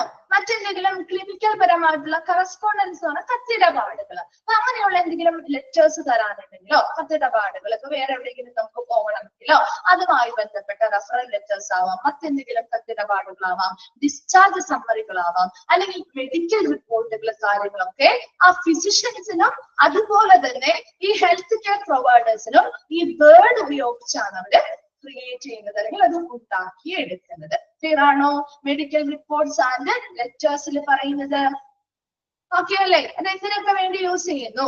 മെഡിക്കൽ റിപ്പോർട്ടുകള്, റെഫറൽ ലെറ്ററുകള്, ഡിസ്ചാർജ് സമ്മറികള്, ദെൻ ക്ലിനിക്കൽ കറസ്പോണ്ടൻസ് അല്ലെങ്കിൽ ക്ലിനിക്കൽ പരമായ മറ്റ് കത്തിടപാടുകള് മുതലായവയൊക്കെ ക്രിയേറ്റ് ചെയ്തെടുക്കുന്നത് അല്ലെങ്കിൽ ഉണ്ടാക്കിയെടുക്കുന്നത് വേർഡ് ഉപയോഗിച്ചുകൊണ്ടാണ്. ഓക്കെ ആണല്ലോ? ദെൻ മൂന്നാമത്തത് സ്റ്റാൻഡേർഡ് ഓപ്പറേറ്റിംഗ് പ്രൊസീജിയേഴ്സ്, SOPs. കേട്ടിട്ടുണ്ടല്ലോ, നമ്മൾ ഓൾറെഡി പഠിച്ചതാണ് അല്ലെ? എന്താണ് ഒരു സ്റ്റാൻഡേർഡ് ഓപ്പറേറ്റിംഗ് പ്രൊസീജിയർ എന്ന് പറയുന്നത്? ഇതിന്റെ എക്സ്പാൻഡഡ് ഫോം ചോദിക്കാറുണ്ട് കേട്ടോ ക്വസ്റ്റിന്. ഇതിന് മാത്രമല്ല മറ്റു ചാപ്റ്റേഴ്സിലും അങ്ങനെ കണ്ടിട്ടുണ്ട് കേട്ടോ, ക്വസ്റ്റ്യൻ കണ്ടിട്ടുണ്ട്. സ്റ്റാൻഡേർഡ് ഓപ്പറേറ്റിംഗ് പ്രൊസീജിയേഴ്സ് ചോദിക്കാറുള്ള ക്വസ്റ്റ്യൻ ആണ് കേട്ടോ, SOP എക്സ്പാൻഡ് ചെയ്യാനായിട്ട്. ഓക്കെ, അപ്പൊ എന്താണ് ഒരു SOP എന്ന് പറയുന്നത്? നമ്മുടെ ആ ഒരു സ്ഥാപനം അല്ലെങ്കിൽ ഇപ്പൊ ഒരു ഓർഗനൈസേഷൻ അല്ലെങ്കിൽ ഒരു ഡിപ്പാർട്ട്മെന്റ് ആണെങ്കിൽ അവിടുത്തെ പ്രവർത്തനങ്ങളുമായി ബന്ധപ്പെട്ട കൃത്യമായ സ്റ്റാൻഡേർഡ്സ് അല്ലെങ്കിൽ മാനദണ്ഡങ്ങള്, അവിടുത്തെ പ്രവർത്തനങ്ങൾ എങ്ങനെ നടക്കണം എന്ന രീതിയിലുള്ള കുറച്ച് പ്രൊസീജിയേഴ്സ് നമ്മൾ തയ്യാറാക്കും അല്ലെ? അത് തന്നെ ഇവിടെ word is useful for generating and updating SOPs within hospital. ഹോസ്പിറ്റലിലെ ഇങ്ങനെയുള്ള ഓരോ ഡിപ്പാർട്ട്മെന്റുകളും എങ്ങനെ പ്രവർത്തിക്കണം, അവിടുത്തെ പ്രവർത്തനങ്ങൾ എങ്ങനെ നടക്കണം, അതിനനുസരിച്ചുള്ള ഓപ്പറേഷൻസ് അല്ലെങ്കിൽ ഓപ്പറേറ്റിംഗ് പ്രൊസീജിയേഴ്സ് എന്തൊക്കെ വേണം, അതിനനുസരിച്ചുള്ള മാനദണ്ഡങ്ങൾ എങ്ങനെയായിരിക്കണം, ഇതൊക്കെ കൃത്യമായിട്ട് ക്രിയേറ്റ് ചെയ്യാനായിട്ട് നമ്മൾ എന്താ യൂസ് ചെയ്യുന്ന വേർഡ് ആണ് ഉപയോഗിക്കുന്നത്. അതായത് these documents step by step instructions for various process. ഒരു പ്രവൃത്തി ചെയ്യുമ്പോൾ അതിൽ ആദ്യത്തെ സ്റ്റെപ്പ് എന്തായിരിക്കണം, അടുത്തത് നമ്മൾ എന്താണ് ചെയ്യുന്നത്, അതിനുശേഷം നമ്മൾ ചെയ്യുന്ന ഒരു ഓർഡറിലായിരിക്കണം അവിടുത്തെ എല്ലാ കാര്യങ്ങളും ചെയ്യുന്നത് അല്ലെ? അപ്പൊ അതിനനുസരിച്ച് സ്റ്റെപ്പ് ബൈ സ്റ്റെപ്പ് ആയിട്ട് ഓരോ ചെയ്യേണ്ട പ്രവൃത്തികളും കൃത്യമായ ഇൻസ്ട്രക്ഷൻസ് അല്ലെങ്കിൽ നിർദ്ദേശങ്ങൾ നൽകിക്കൊണ്ട്, അതായത് like infection control protocol, infection control ചെയ്യുന്നതുമായി ബന്ധപ്പെട്ട പ്രോട്ടോകോൾ അല്ലെങ്കിൽ പെരുമാറ്റച്ചട്ടങ്ങൾ നമ്മൾ കൃത്യമായ നിർദ്ദേശങ്ങൾ പറയുന്നു. അതിനനുസരിച്ച് ഓരോ സ്റ്റെപ്പ് ബൈ സ്റ്റെപ്പ് ആയിട്ടാണ് അത് ചെയ്യേണ്ടത്. അതുപോലെ മെഡിക്കൽ അഡ്മിനിസ്ട്രേഷൻ ഡയറക്റ്റീവ്സ്, മെഡിക്കൽ പരമായിട്ടുള്ള മെഡിക്കേഷൻസ് മരുന്നുകൾ കൊടുക്കുന്നതുമായി ബന്ധപ്പെട്ട കൃത്യമായ ഡയറക്റ്റീവ്സ് അല്ലെങ്കിൽ നിർദ്ദേശങ്ങൾ എങ്ങനെയായിരിക്കണം. ആൻഡ് എമർജൻസി റെസ്പോൺസ് പ്രൊസീജിയേഴ്സ്, ഒരു എമർജൻസി സിറ്റുവേഷൻ വന്നാൽ അതിനെ ഉടനെ നമ്മൾ എങ്ങനെ പ്രതികരിക്കണം, അതിന് വേണ്ട നടപടിക്രമങ്ങൾ എങ്ങനെയാണ്. അങ്ങനെയുള്ള ഓരോ കാര്യങ്ങൾക്കും വേണ്ടിയുള്ള കൃത്യമായ സ്റ്റെപ്പ് ബൈ സ്റ്റെപ്പ് ആയിട്ടുള്ള ഇൻസ്ട്രക്ഷൻസ് അല്ലെങ്കിൽ നിർദ്ദേശങ്ങള് നമ്മൾ തയ്യാറാക്കുന്നത് എന്തിന്റെ സഹായത്തോടു കൂടിയാണെന്നാ പറയുന്നത്? ഈ വേർഡിന്റെ സഹായത്തോടു കൂടിയാണ്. അങ്ങനെ വേർഡിന്റെ സഹായത്തോടു കൂടി ഇങ്ങനെ ഹോസ്പിറ്റലിലേക്ക് ഇങ്ങനെയുള്ള ഓരോ കാര്യത്തിനെ കുറിച്ചുമുള്ള സ്റ്റാൻഡേർഡ് ഓപ്പറേറ്റിംഗ് പ്രൊസീജിയേഴ്സ് തയ്യാറാക്കുന്നത് വേർഡിന്റെ സഹായത്തോടു കൂടിയാണ്. അപ്പൊ നമുക്ക് ഓരോ ഡിപ്പാർട്ട്മെന്റുകൾക്കും ബന്ധപ്പെട്ട ഇടങ്ങളിലേക്ക് നമുക്കത് കൊടുക്കാനും എല്ലാവർക്കും ഒരുപോലെ എത്തിക്കാനും സാധിക്കും. നാലാമത്തത് എഡ്യൂക്കേഷണൽ മെറ്റീരിയൽ. എന്തായിരിക്കും? Word can be use to expand educational materials for patients like brochures അല്ലെ? നമുക്ക് പേഷ്യൻസിന് എഡ്യൂക്കേഷണൽ മെറ്റീരിയൽസ് കൊടുക്കാനുണ്ട് ഹോസ്പിറ്റലുകളിൽ നിന്ന് അല്ലെ? ഇപ്പൊ ഡയബറ്റിക് ആയിട്ടുള്ള പേഷ്യൻസ് ചെന്നാൽ അവർക്ക് വേണ്ട ആരോഗ്യക്രമങ്ങൾ എന്തൊക്കെയാണ്, ഏതൊക്കെ ഫുഡ് നിങ്ങൾ ഭക്ഷണത്തിൽ ഉൾപ്പെടുത്തണം, എന്തൊക്കെ രീതി കൊണ്ടാണ് നിങ്ങൾക്ക് ഡയബറ്റിക്സ് വരുന്നത് അല്ലെ, അതെങ്ങനെയൊക്കെ നമുക്ക് നിയന്ത്രിച്ചു കൊണ്ടുപോവാം, ഇങ്ങനെയൊക്കെ പറഞ്ഞ ബ്രോഷേഴ്സോ നോട്ടീസുകളോ ഒക്കെ കിട്ടാറുണ്ടോ? ഹാൻഡ് ഔട്ട്സ് ഒക്കെ ഹോസ്പിറ്റലിൽ നിന്ന് കിട്ടാറുണ്ടോ? ഇല്ലേ? നിങ്ങൾക്ക് ആർക്കും കിട്ടില്ല. ആ ഡയറ്റ് ചാർട്ടുകൾ കിട്ടാറുണ്ട് ഇല്ലേ? ഉണ്ടോ? കുറച്ചുകൂടി എഡ്യൂക്കേറ്റീവ് ആയിട്ടുള്ള രീതിയിൽ അല്ലെ? അപ്പൊ അങ്ങനെയുള്ള ബ്രോഷേഴ്സ് ആയിക്കോട്ടെ, ഹാൻഡ് ഔട്ട്സ് ആയിക്കോട്ടെ, അല്ലെങ്കിൽ ഇൻഫർമേഷണൽ ആയിട്ടുള്ള ലീഫ്ലെറ്റ്സുകൾ, നമ്മുടെ നോട്ടീസുകൾ പോലെയുള്ളവയൊക്കെ തന്നെ അപ്പൊ അതേ ഫോർമാറ്റിലുള്ള രീതിയിലുള്ള ഇൻഫോർമേറ്റീവ് ആയിട്ടുള്ള അല്ലെങ്കിൽ പേഷ്യൻസിന് കുറച്ചും കൂടി എഡ്യൂക്കേഷൻ നൽകുന്ന രീതിയിലുള്ള ഇങ്ങനെയുള്ള മെറ്റീരിയൽസ് കാര്യങ്ങളൊക്കെ നമുക്ക് എന്തുപയോഗിച്ച് തയ്യാറാക്കാൻ പറ്റും? വേർഡ് ഉപയോഗിച്ച് തയ്യാറാക്കാൻ പറ്റും.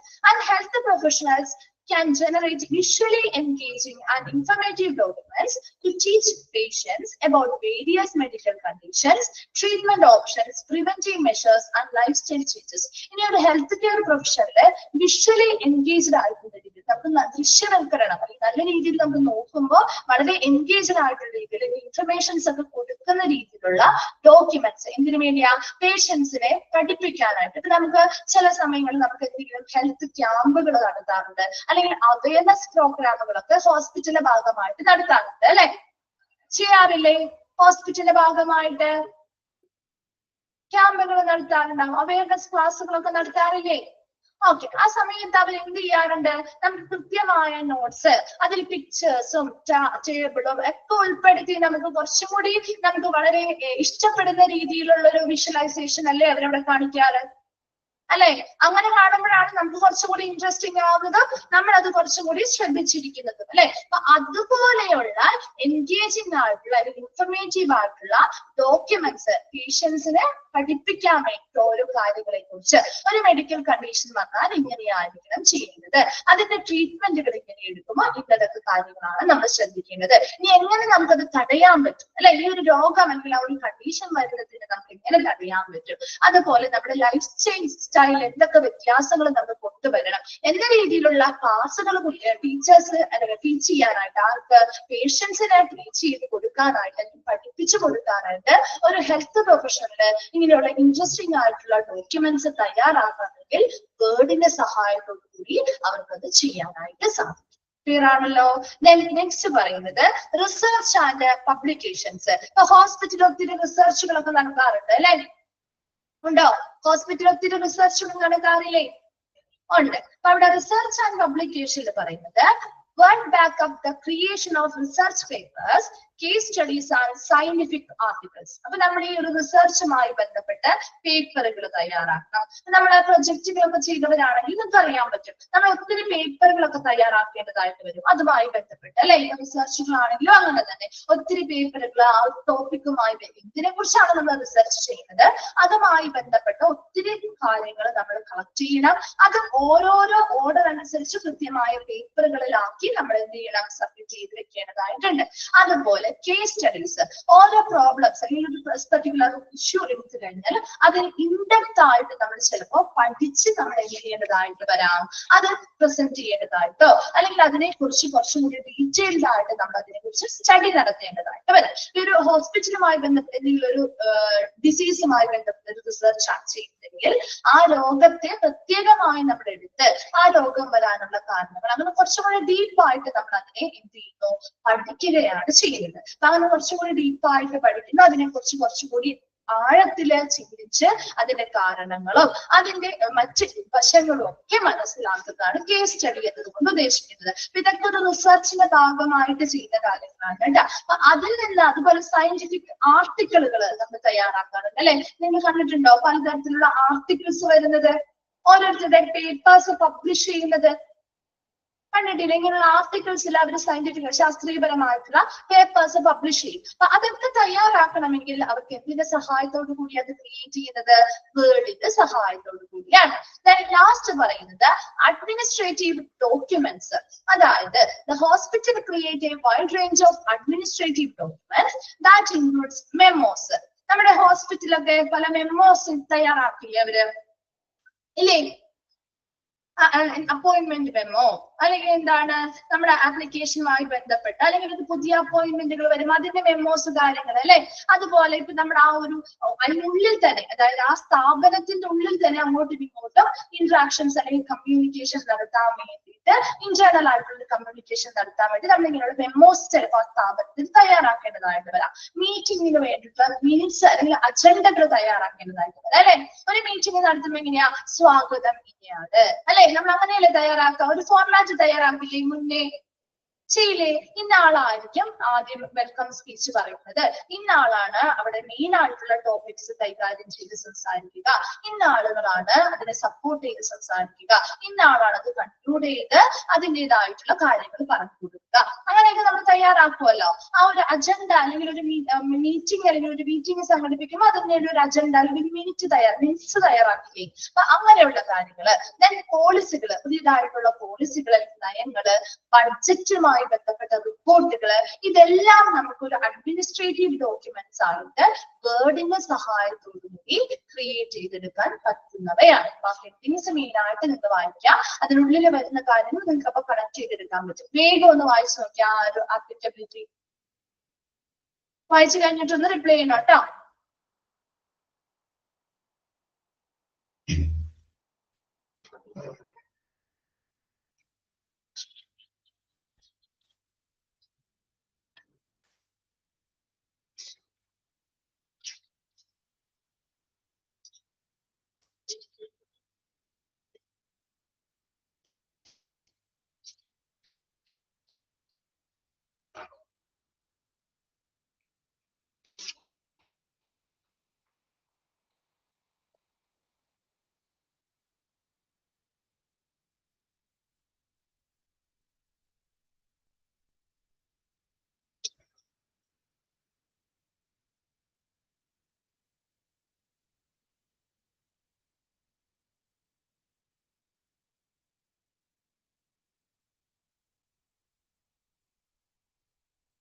വായിച്ച് ചെയ്യുമ്പോൾ ഒന്ന് റിപ്ലൈ ചെയ്യണേ.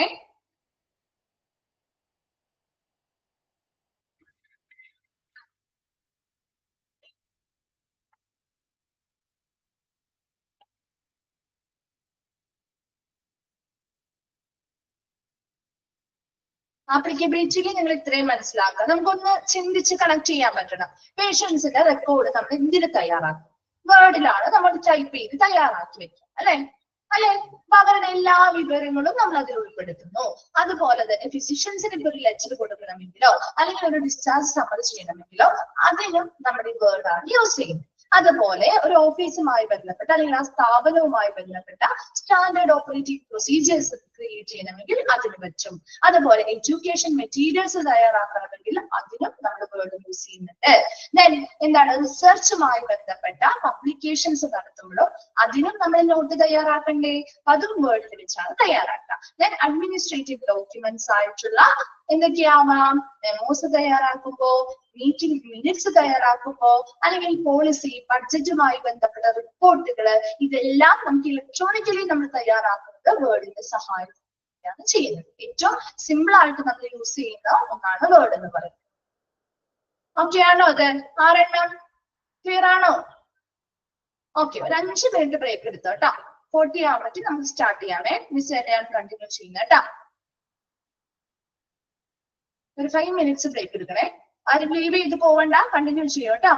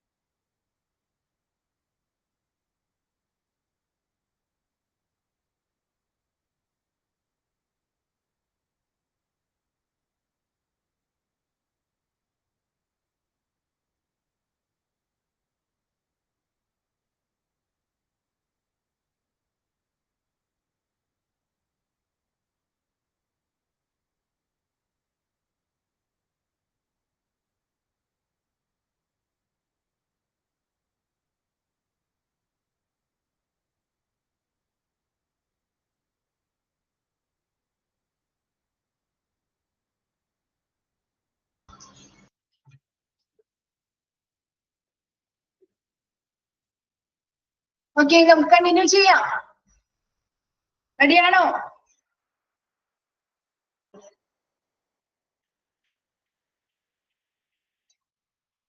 ഓക്കെ, എല്ലാവർക്കും ക്ലിയർ ആണോ? ഓക്കെ ആണോ? അടുത്തതിലേക്ക് പോട്ടെ. ഓക്കെ, നെക്സ്റ്റ് വരുന്നത് മൈക്രോസോഫ്റ്റ് പവർ പോയിന്റ്. അതും കേട്ട് കാണും അല്ലെങ്കിൽ കണ്ടിട്ടുണ്ടാവും അല്ലെ? പവർ പോയിന്റ് സ്ലൈഡുകളിലൂടെ നമ്മൾ കാണുന്നത് കണ്ടിട്ടില്ലേ? Power point. Okay, okay, Microsoft PowerPoint is a broadly used presentation software developed by Microsoft. A presentation software, നമ്മുടെ മൈക്രോസോഫ്റ്റ് വികസിപ്പിച്ചെടുത്ത presentation software ആണ് പവർ പോയിന്റ് എന്ന് പറയുന്നത്. നമുക്ക് പ്രസന്റേഷൻ ആണ്, അവിടുത്തെ മെയിൻ ആയിട്ടുള്ള ഇമ്പോർട്ടന്റ് ആയിട്ടുള്ള കാര്യം എന്ന് പറയുന്നത്. It permits the user to generate, edit and deliver dynamic and visually engaging presentations. നിങ്ങൾ കണ്ടു കാണും, ഓരോരുത്തർ പ്രസന്റ് ചെയ്യുമ്പോൾ ഓരോ സ്ലൈഡുകളായിട്ട് ഇങ്ങനെ മാറി മാറി വരുന്നോണ്ടിരിക്കും അല്ലെ? കണ്ടിട്ടുണ്ടോ? ആരെങ്കിലും ഒക്കെ ലെക്ചേഴ്സ് എന്തെങ്കിലും സെമിനാറുകൾ അവതരിപ്പിക്കുമ്പോഴോ അല്ലെങ്കിൽ ക്ലാസ്സുകളൊക്കെ എടുക്കുന്ന സമയത്തൊക്കെ കണ്ടിട്ടില്ലേ? ഓരോ സ്ലൈഡ് ഷോ പോലെ തന്നെ അല്ലെ? ഒരു സ്ലൈഡ് പറഞ്ഞു, അടുത്തത് നെക്സ്റ്റ് സ്ലൈഡ്, അങ്ങനെ ഓരോ സ്ലൈഡുകൾ ഇങ്ങനെ മാറുക. അപ്പൊ അതിൽ നമുക്കൊരു പ്രസന്റേഷൻ ഇഫക്റ്റ് ആണ് തന്നെ അല്ലെ? വളരെ ഡൈനാമിക് ആയിട്ട് നമുക്ക് വിഷ്വലി നമുക്ക് ഒരു എൻഗേജ്ഡ് ആയിട്ട് നമുക്ക് ഇരുത്താൻ പറ്റുന്ന രീതിയിൽ ഒരു പ്രസന്റേഷൻ നമുക്ക് ഇതില് ജനറേറ്റ് ചെയ്തെടുക്കാൻ പറ്റും. അതിനെ എഡിറ്റ് ചെയ്യാം, അതിനെ നമുക്ക് നല്ല രീതിയിൽ അതൊരു പ്രസന്റേഷൻ ആയിട്ട് ഡെലിവർ ചെയ്ത് കൊടുക്കാനും ഈ ഒരു മൈക്രോസോഫ്റ്റ് പവർ പോയിന്റ് എന്ന് പറയുന്ന ആപ്ലിക്കേഷനിലൂടെ സാധിക്കുന്നുണ്ട്. And here are some main features and benefits of MS PowerPoint. MS PowerPoint പ്രധാനപ്പെട്ട കുറച്ച് ഫീച്ചേഴ്സ് ആണ് നമ്മൾ പറയുന്നത്. വേർഡിൽ പഠിച്ചില്ലേ? അതുപോലെ തന്നെ കുറച്ച് ഫീച്ചേഴ്സ്. അതിൽ ഒന്നാമത്തത് സ്ലൈഡ് ക്രിയേഷൻ അല്ലെ? ഇവിടെ ആദ്യം നമ്മൾ സ്ലൈഡ് ക്രിയേറ്റ് ചെയ്യാണ് ചെയ്യുക അല്ലെ? PowerPoint extends a user friendly interface for generating slides. ഒരു സ്ലൈഡ് ജനറേറ്റ് ചെയ്യാനും നമുക്ക് അത്ര വലിയ പാടുണ്ടോ? ബുദ്ധിമുട്ട് തോന്നാറുണ്ടോ? അത്ര വലിയ ബുദ്ധിമുട്ടുണ്ടോ? ഒരു പ്രാവശ്യമൊക്കെ നമുക്ക് ഒരാൾ കാണിച്ചു തരാണ് അല്ലെങ്കിൽ നമുക്ക് പറഞ്ഞു തരാണെങ്കിൽ നമുക്ക് സ്ലൈഡ് ഒക്കെ എളുപ്പത്തിൽ നമുക്ക് എന്ത് ചെയ്യാൻ പറ്റും? എടുക്കാനും നമുക്കത് അത്ര ബുദ്ധിമുട്ടില്ലാത്ത രീതിയിൽ നമുക്ക് ചെയ്യാനും സാധിക്കുന്ന ഒരു ഇതാണ് അല്ലെ? അതുകൊണ്ട് തന്നെ ഇവിടെ സ്ലൈഡ് ക്രിയേറ്റ് ചെയ്യുക എന്ന് പറയുന്നത് power point extend A user friendly interface. എന്താണോ ഉപയോഗിക്കുന്ന വ്യക്തിക്ക് ഒരു യൂസർ ഫ്രണ്ട്ലി ആയിട്ടുള്ള സൗഹൃദപരമായിട്ടുള്ളൊരു ഇന്റർഫേസ് അല്ലെങ്കിൽ ഒരു സമ്പർക്കം നമുക്ക് ഇവിടെ ഉണ്ടാക്കാൻ പറ്റും. അതിലൂടെ നമുക്ക് സ്ലൈഡ് വളരെ എളുപ്പത്തിൽ തയ്യാറാക്കി എടുക്കാൻ സാധിക്കും. ആ user can easily add text. നമുക്ക് എളുപ്പത്തിൽ ആ ഒരു സ്ലൈഡിലേക്ക് ഒരു ടെക്സ്റ്റ് നമുക്ക് എന്താണോ അതിൽ ടൈപ്പ് ചെയ്യേണ്ടത് അത് നമുക്ക് എളുപ്പത്തിൽ ആഡ് ചെയ്യാൻ പറ്റും. ഒരു ഇമേജ് കൊടുക്കണമെങ്കിൽ അത് ആഡ് ചെയ്ത് കൊടുക്കാൻ പറ്റും അല്ലെ? ഷേപ്പ് ആണ് കൊടുക്കേണ്ടതെങ്കിൽ അത് ചെയ്യാൻ പറ്റും. ഇനി ചിലപ്പോൾ നമുക്ക് ചാർട്ടുകളായിരിക്കാം ആഡ് ചെയ്യേണ്ടി വരിക, ആ ചാർട്ടുകൾ കൊടുക്കാം. And multimedia elements to slide, പലതരത്തിലുള്ള മീഡിയാസ് അതെല്ലാം നമുക്ക് ഇതിൽ ഉൾപ്പെടുത്തി സ്ലൈഡിൽ ഉൾപ്പെടുത്തി ആ പ്രസന്റേഷൻ വളരെ മികച്ചതാക്കി മാറ്റാൻ നമുക്ക് സഹായകമാകുന്നുണ്ട്. Which enable them to carry information in an effective manner. വളരെ ഫലപ്രദമായ രീതിയിൽ നമുക്ക് ഇൻഫർമേഷൻസ് ആളുകളിലേക്ക് പ്രസന്റ് ചെയ്ത് കൊടുക്കാനായിട്ട് ഈ പറയുന്ന സ്ലൈഡ് ക്രിയേറ്റ് ചെയ്യുന്നത് വഴി സാധിക്കുന്നുണ്ട്. അപ്പൊ ആ ഒരു സ്ലൈഡിൽ നമുക്ക് ഏത് രീതിയിലുള്ള ടെക്സ്റ്റ് വേണമെങ്കിൽ ആഡ് ചെയ്യാം, എന്തൊക്കെ നോട്ട്സ് വേണമെങ്കിലും കൊടുക്കാം, അതിന് ഇമേജുകൾ കൊടുക്കാം, പല ഷേപ്പുകൾ കൊടുക്കാം, ചാർട്ടുകൾ കൊടുക്കാം, അങ്ങനെ എന്ത് വേണമെങ്കിലും നമുക്ക് അതിൽ ആഡ് ചെയ്ത് കൊടുക്കാവുന്നതാണ്. രണ്ടാമത്തെ ഫീച്ചർ ആണ് സ്ലൈഡ് ഫോർമാറ്റിംഗ് എന്ന് പറയുന്ന ഫീച്ചർ. അതിലെന്താണ് കൂടുതലായിട്ടും പറയുന്നത്? PowerPoint offers a wide range of formatting options to customise the appearance of slide. അതായത് ഒരു സ്ലൈഡ് എങ്ങനെ ആളുകൾക്ക് പ്രസന്റ് ചെയ്യുമ്പോൾ അത് എങ്ങനെ പ്രത്യക്ഷപ്പെടണം അല്ലെ? അതിനനുസരിച്ച് നമുക്ക് കസ്റ്റമൈസ് ചെയ്യാം, നമുക്ക് നമ്മുടേതായ ഇഷ്ടത്തിന് അത് ഫോർമാറ്റ് ചെയ്തെടുക്കാം. അതായത് യൂസർ ക്യാൻ അപ്ലൈ തീം. പല തീമുകളിൽ നമുക്ക് സ്ലൈഡ് ചെയ്യാൻ പറ്റും. ചെയ്തിട്ടുണ്ടോ നമ്മൾ ആരെങ്കിലും സ്ലൈഡ് ക്രിയേറ്റ് ചെയ്തിട്ടുണ്ടോ പവർ പോയിന്റില്? നമുക്ക് പല തീമിൽ കൊടുക്കാൻ പറ്റില്ലേ? ഇല്ലേ? പല ബാക്ക്ഗ്രൗണ്ടില് പല തീമുകളിലായിട്ട് നമുക്ക് സ്ലൈഡ് ക്രിയേറ്റ് ചെയ്യാൻ പറ്റും. ഇനി ആൾട്ടർ ഫോൺസ്, അതിലും നമുക്ക് എന്ത് ചെയ്യാൻ പറ്റും?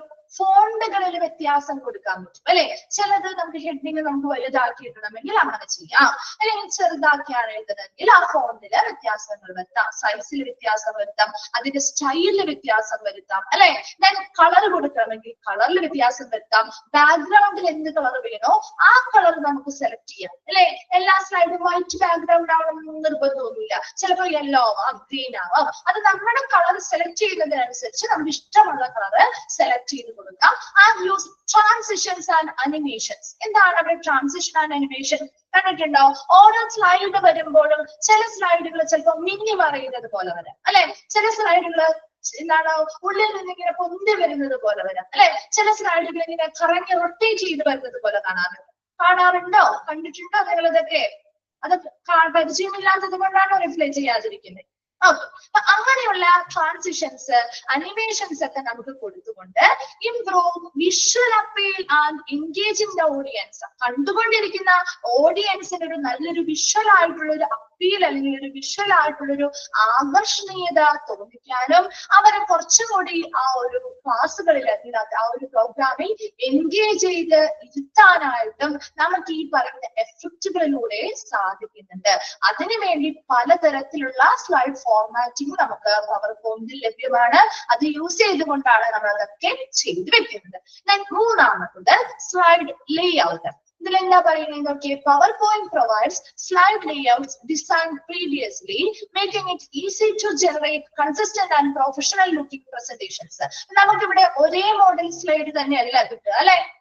ആണോ? ഒരേ മോഡൽ സ്ലൈഡ് ആണോ എല്ലാവരും ചെയ്യുക? അല്ല, നമുക്ക് നോക്കുമ്പോൾ പല മോഡലിലുള്ള സ്ലൈഡുകൾ കാണാൻ പറ്റും. ചിലപ്പോൾ പ്ലെയിൻ സ്ലൈഡ് വേണമെങ്കിൽ അങ്ങനെ എടുക്കാം, അല്ലെങ്കിൽ മറ്റെന്തെങ്കിലും രീതിയിലുള്ളത് വേണമെങ്കിൽ അത് എടുക്കാം, നമുക്ക് ചൂസ് ചെയ്യാം. അത് ഡിസൈൻ ചെയ്തിരിക്കുന്ന പ്രീവിയസിലാണ്, മുൻപേ തന്നെ ഡിസൈൻ ചെയ്തിട്ടുള്ള പല രീതിയിലുള്ള രൂപരേഖകള്, സ്ലൈഡിന്റെ പല രീതിയിലുള്ള ലേഔട്ട്സ് അല്ലെങ്കിൽ രൂപരേഖകള് നമുക്ക് അവിടെ പവർ പോയിന്റിൽ ലഭ്യമാണ്. നമുക്ക് ഏതാണോ മോഡൽ വേണ്ടത് അത് നമുക്ക് സെലക്ട് ചെയ്യാം, എളുപ്പത്തിൽ നമുക്ക് അത് ചെയ്യാം. ഒരു പ്രൊഫഷണൽ ലുക്കിലുള്ള ഒരു പ്രസന്റേഷൻ നമുക്ക് ഉണ്ടാക്കിയെടുക്കാനും സാധിക്കുന്നുണ്ട്. And user can select from a variety of layouts for digital slides, then content slides, comparison slides and more, saving time and effort in slide design. ഇവിടെ നമുക്ക് പല രീതിയിൽ പല തരത്തിൽ വെറൈറ്റി ഓഫ് സ്ലൈഡിന്റെ ലേഔട്ടുകൾ ഉണ്ട്. ചെറിയ സ്ലൈഡുകൾ, ഡിജിറ്റൽ സ്ലൈഡുകൾ വരുന്നുണ്ട്, കണ്ടന്റ് ക്രിയേറ്റ് ചെയ്യേണ്ടതായിട്ടുള്ള സ്ലൈഡുകൾ ഉണ്ട്, കമ്പാരിസൺ ചെയ്യുന്ന രീതിയിലുള്ള സ്ലൈഡുകൾ ഉണ്ട്. ഒന്നോ രണ്ടോ കാര്യങ്ങൾ കമ്പയർ ചെയ്യണമെങ്കിൽ അതിനനുസരിച്ചുള്ള ടേബിളുകളും കാര്യങ്ങളും സെറ്റ് ചെയ്ത് നമുക്ക് ചെയ്യാൻ പറ്റുന്ന രീതിയിലുള്ളതുണ്ട്. അങ്ങനെ ഒത്തിരി മോഡലുകൾ നമുക്ക് ലഭ്യമാണ് അല്ലെ, ഒത്തിരി ലേഔട്ട്സ് അല്ലെങ്കിൽ രൂപരേഖകള്. അപ്പൊ ആ ഒരു കണ്ടന്റ് അല്ലെങ്കിൽ ആ ഒരു തീം അല്ലെങ്കിൽ ആ ഒരു സ്റ്റൈല് നമുക്ക് കിട്ടും. അതിനുള്ളിൽ വരുന്ന ടെക്സ്റ്റ് നമ്മൾ എന്ത് ചെയ്യണം? ക്രിയേറ്റ് ചെയ്ത് കൊടുക്കേണ്ടതായിട്ട് വരും. അപ്പൊ ഇതൊക്കെ ആ ചെയ്യുന്ന യൂസറിന് ഇഷ്ടമുള്ള ഡിസൈൻ സെലക്ട് ചെയ്യാവുന്നത് കൊണ്ട് തന്നെ അവരുടെ സമയവും എഫേർട്ടും ഒക്കെ ഒരു പരിധി വരെ നമുക്ക് ഇതിലൂടെ കുറയ്ക്കാനും സാധിക്കുന്നുണ്ട്. അപ്പൊ 3 കാര്യങ്ങൾ നമ്മൾ പറഞ്ഞു. ഒന്നാമത്തത് സ്ലൈഡ് ക്രിയേറ്റ് ചെയ്യുക എന്ന് പറഞ്ഞു, രണ്ടാമത്തത് സ്ലൈഡ് ഫോർമാറ്റിംഗ് ഓപ്ഷൻസ് ഉണ്ട്, മൂന്നാമത്തത് സ്ലൈഡ് ലേഔട്ടുകൾ. ഒത്തിരി ലേഔട്ടുകളിൽ നിന്ന് നമുക്ക് ഇഷ്ടമുള്ള സ്ലൈഡിന്റെ രൂപരേഖ നമുക്ക് സെലക്ട് ചെയ്യാം. അതിനുശേഷം നമുക്ക് ഡോക്യുമെന്റ്സ് ക്രിയേറ്റ് ചെയ്യാൻ സാധിക്കും. നാലാമത്തത് മൾട്ടിമീഡിയ ഇന്റഗ്രേഷൻ. എന്താണ് മൾട്ടിമീഡിയ ഇന്റഗ്രേഷൻ പറയുന്നത്? The PowerPoint permit the insertion of multimedia elements like images, audio and video files, etc. ഇവിടെ PowerPoint മൾട്ടിമീഡിയ ഇന്റഗ്രേഷൻ പറയുന്നത് നമുക്ക് ഇമേജുകള്, അതുപോലെ ഓഡിയോസ്, വീഡിയോസ്, ഫയലുകൾ മുതലായ കാര്യങ്ങളൊക്കെ നമുക്ക് ഈ പറയുന്ന PowerPointൽ ഉൾപ്പെടുത്താൻ സാധിക്കും. This make users able to incorporate visual and authority aids into their presentation, making them more interactive and engaging. എന്താ പറയുന്നത്? ഇതാ യൂസറിന് incorporate visual and authority aids. നമുക്കൊരു വിഷ്വൽ ആയിട്ടുള്ള സാധനങ്ങൾ ഇപ്പൊ ഇതുപോലെയുള്ള ഒരു ഓഡിയോ നല്ലൊരു വീഡിയോ കാണുന്നത് അല്ലെ, അല്ലെങ്കിൽ ഇമേജ് കാണുന്നത്, അപ്പൊ നമുക്ക് കുറച്ചും കൂടി ഒരു വിഷ്വലി എൻഗേജ്ഡ് ആക്കാൻ പറ്റുന്നതാണ് അല്ലെ. ആ ഒരു പ്രസന്റേഷൻ കുറച്ചും കൂടി ഇന്ററാക്റ്റീവ് ആക്കാൻ പറ്റും, കുറച്ചും കൂടി ആളുകളെ എൻഗേജ്ഡ് ആക്കി ഇരുത്താൻ പറ്റുന്ന രീതിയിലുള്ള ഒരു പ്രസന്റേഷൻ കൊണ്ടുവരാനും അതിൽ ഈ പറയുന്ന മൾട്ടിമീഡിയാസിന്റെ ഒരു സംയോജനം കൊണ്ടുവരാനും നമുക്ക് ഇതുവഴി സാധിക്കുന്നുണ്ട്. പറയുന്നുണ്ട്. 4 ഫീച്ചേഴ്സ് ആണ് പ്രധാനമായിട്ട് പറയുന്നത്. Slide creation, slide formatting, slide layouts, multimedia integration. Slide എന്നുള്ളൊരു വേർഡ് കേട്ടാൽ തന്നെ നിങ്ങൾ ഏതിലോട്ടാ പോകണ്ടേ? ആദ്യം സ്ലൈഡ് എന്നുള്ളൊരു വേർഡ് കേട്ടാൽ നിങ്ങൾ ഇമ്പോർട്ടന്റ് ആയിട്ട് ഫസ്റ്റ് ആയിട്ട് നിങ്ങൾ ഏതാ ഓർക്കണം? ഏതാ ഓർക്കേണ്ടത്? വേർഡ് ആണോ പവർ പോയിന്റ് ആണോ ഓർക്കേണ്ടത്? പവർ പോയിന്റ് ഓർക്കുക കേട്ടോ. അപ്പൊ എപ്പോഴും സ്ലൈഡിന്റെ കാര്യം വരുന്നത് പവർ പോയിന്റിൽ മാത്രമാണ്. പവർ പോയിന്റുമായി ബന്ധപ്പെട്ടാണ് സ്ലൈഡുമായി ബന്ധപ്പെട്ട കാര്യങ്ങൾ വരുള്ളൂ. അങ്ങനെ കുറച്ചൊന്ന് കണക്ട് ചെയ്ത് വെച്ചാലും മാറിപ്പോയില്ല കേട്ടോ. ഞാൻ നമുക്ക് ആ ഒരു പാരഗ്രാഫ് കഴിഞ്ഞിട്ട് കുറച്ചൊരു 5 മിനിറ്റ് വായിക്കാൻ തരാം. Overall, the Microsoft PowerPoint provides a powerful ground for generating visually appealing and impactful presentation. അപ്പൊ മൊത്തത്തിൽ നമുക്ക് നോക്കിയാൽ ഒരു മൈക്രോസോഫ്റ്റ് പവർ പോയിന്റ് അല്ലെങ്കിൽ MS പവർ പോയിന്റ് ഉപയോഗിച്ചുകൊണ്ട് നമുക്കൊരു പവർഫുൾ ആയിട്ടുള്ള വളരെ ശക്തമായിട്ടുള്ള വളരെ വിഷ്വലി അപ്പീലിംഗ് വളരെ ആകർഷണീയമായിട്ടുള്ള അതുപോലെ നല്ലൊരു ഇമ്പാക്ട് അല്ലെങ്കിൽ സ്വാധീനം മറ്റുള്ളവരിൽ ചെലുത്താൻ പറ്റുന്ന രീതിയിലുള്ള ഒരു പ്രസന്റേഷൻ നമുക്ക് കൊണ്ടുവരാനും ഉണ്ടാക്കിയെടുക്കാനും സാധിക്കുന്നുണ്ട്. It's user friendly interface. എന്ന് പറഞ്ഞ പോലെ ഇതൊരു സൗഹൃദപരമായിട്ടുള്ളൊരു സമ്പർക്കം അല്ലെങ്കിൽ ഇന്റർഫേസ് ആണ്.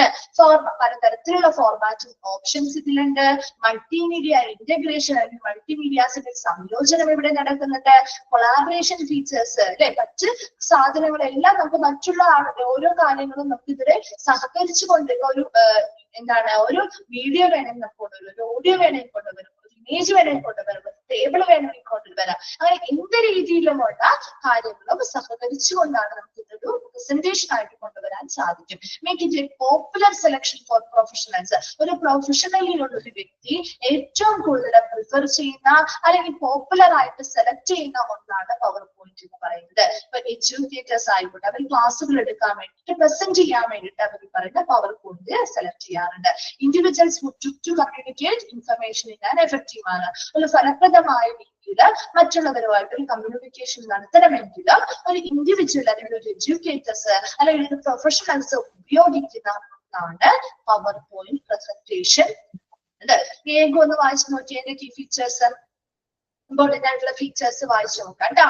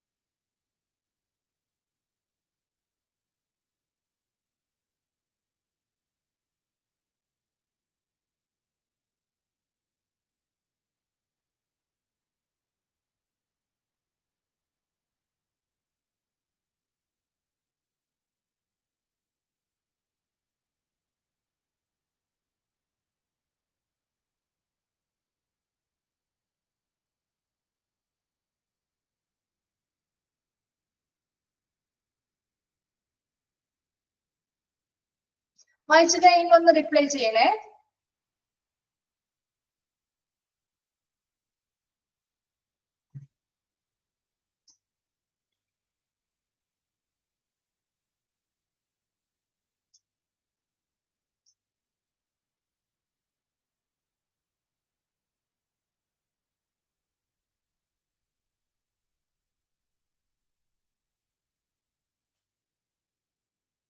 ഓക്കെ ആണോ? കഴിഞ്ഞോ? എല്ലാവരും വായിച്ച് ക്ലിയർ ആണോ?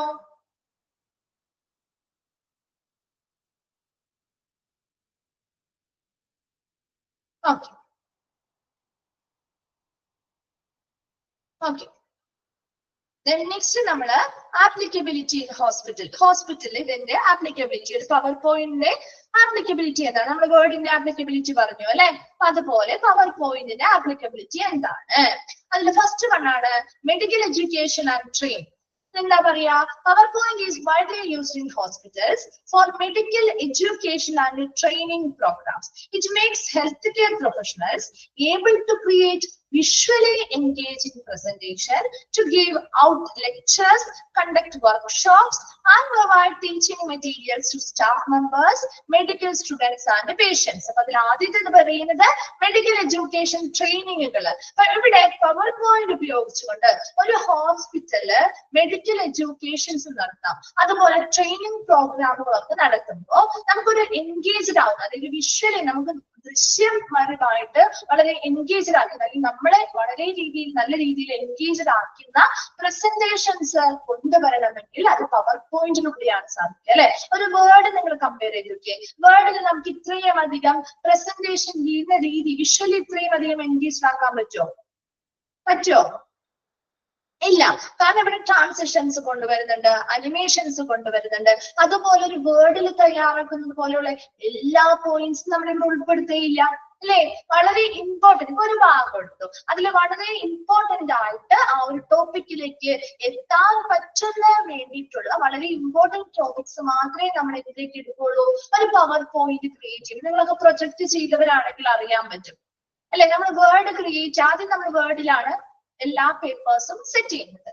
അതിനുശേഷം നമ്മൾ ആ വേർഡില് സെറ്റ് ചെയ്ത പേപ്പേഴ്സിന്റെ ഒരു സമ്മറി പോലെ അല്ലെ, അതല്ലേ നമ്മൾ പ്രസന്റ് ചെയ്യുന്നത് അല്ലെ. അല്ലാതെ ഫുൾ ആ പേപ്പർ മുഴുവൻ നമുക്ക് പ്രസന്റ് ചെയ്യാനൊന്നും പറ്റില്ല അല്ലെ. കുറച്ച് സമയമൊക്കെ ഉണ്ടാവുള്ളൂ. അപ്പൊ ആ ഉള്ള സമയത്ത് ആളുകളെ ഒത്തിരി ബോറടിപ്പിക്കാതെ അവരെ എൻഗേജ്ഡ് ആക്കുന്ന രീതിയിൽ ആ ഒരു പേപ്പറിന്റെ മെയിൻ ആയിട്ടുള്ള കണ്ടന്റ്സ് എന്താണോ അതൊരു സമ്മറി പോലെ ഓരോരോ പോയിന്റ്സ്, ഇൻട്രൊഡക്ഷൻ ഭാഗം, അതിൽ ഉൾപ്പെടുന്ന ഓരോ ഭാഗങ്ങള്, പിന്നെ അതിൽ വരുന്ന ഇമേജുകള്, ചിത്രങ്ങള്, അതുപോലെ വീഡിയോസ്, ഓഡിയോസ്, അങ്ങനെ ഓരോ കാര്യങ്ങളും നമ്മൾ ഇമേജുകൾ ഇട്ട് അല്ലെങ്കിൽ ഇതിന്റെ ട്രാൻസാക്ഷൻസ് വരുത്തി കുറെ അനിമേഷൻസ് ഒക്കെ കൊടുത്തുകൊണ്ട് വളരെ വിഷ്വലി എൻഗേജ്ഡ് ആവുന്ന രീതിയിൽ നമ്മൾ പ്രസന്റ് ചെയ്യുന്നതാണ് ശരിക്കും പവർ പോയിന്റ് കുറിച്ചുള്ള പ്രസന്റേഷൻ എന്ന് പറയുന്നത്. ഇവിടെ ഒരു ടീച്ചിങ് പരമായിട്ടോ അല്ലെങ്കിൽ ആ ഹോസ്പിറ്റലിൽ ഒരു എഡ്യൂക്കേഷൻ സർവീസ് സ്റ്റാഫുകൾക്ക് കൊടുക്കണമെങ്കിലോ അല്ലെങ്കിൽ മെഡിക്കൽ സ്റ്റുഡൻസിനോ അല്ലെങ്കിൽ പേഷ്യൻസിനോ ഒക്കെ കൊടുക്കുമ്പോൾ ഒരു ലെക്ചേഴ്സ്, ഒരു ക്ലാസ് എടുത്ത് കൊടുക്കുകയാണ് അല്ലെങ്കിൽ ഒരു വർക്ക്ഷോപ്പ് ആണ് നമ്മൾ അതിന് വേണ്ടി കണ്ടക്ട് ചെയ്യുന്നതെങ്കിൽ അതിനു വേണ്ടി ഈ പ്രസന്റേഷൻസ് നമ്മൾ തയ്യാറാക്കുന്നത് ഈ പവർ പോയിന്റിന്റെ സഹായത്തോടു കൂടിയായിരിക്കും. അപ്പോഴാണ് അത് കുറച്ചും കൂടി ആളുകൾക്ക് കാണാനും കേട്ടിരിക്കാനും രസമുള്ളതാക്കി എടുക്കാൻ പറ്റുന്നത്. ക്ലിയർ ആണോ മെഡിക്കൽ എഡ്യൂക്കേഷൻ ആൻഡ് ട്രെയിനിങ് എന്ന് പറയുന്നത്?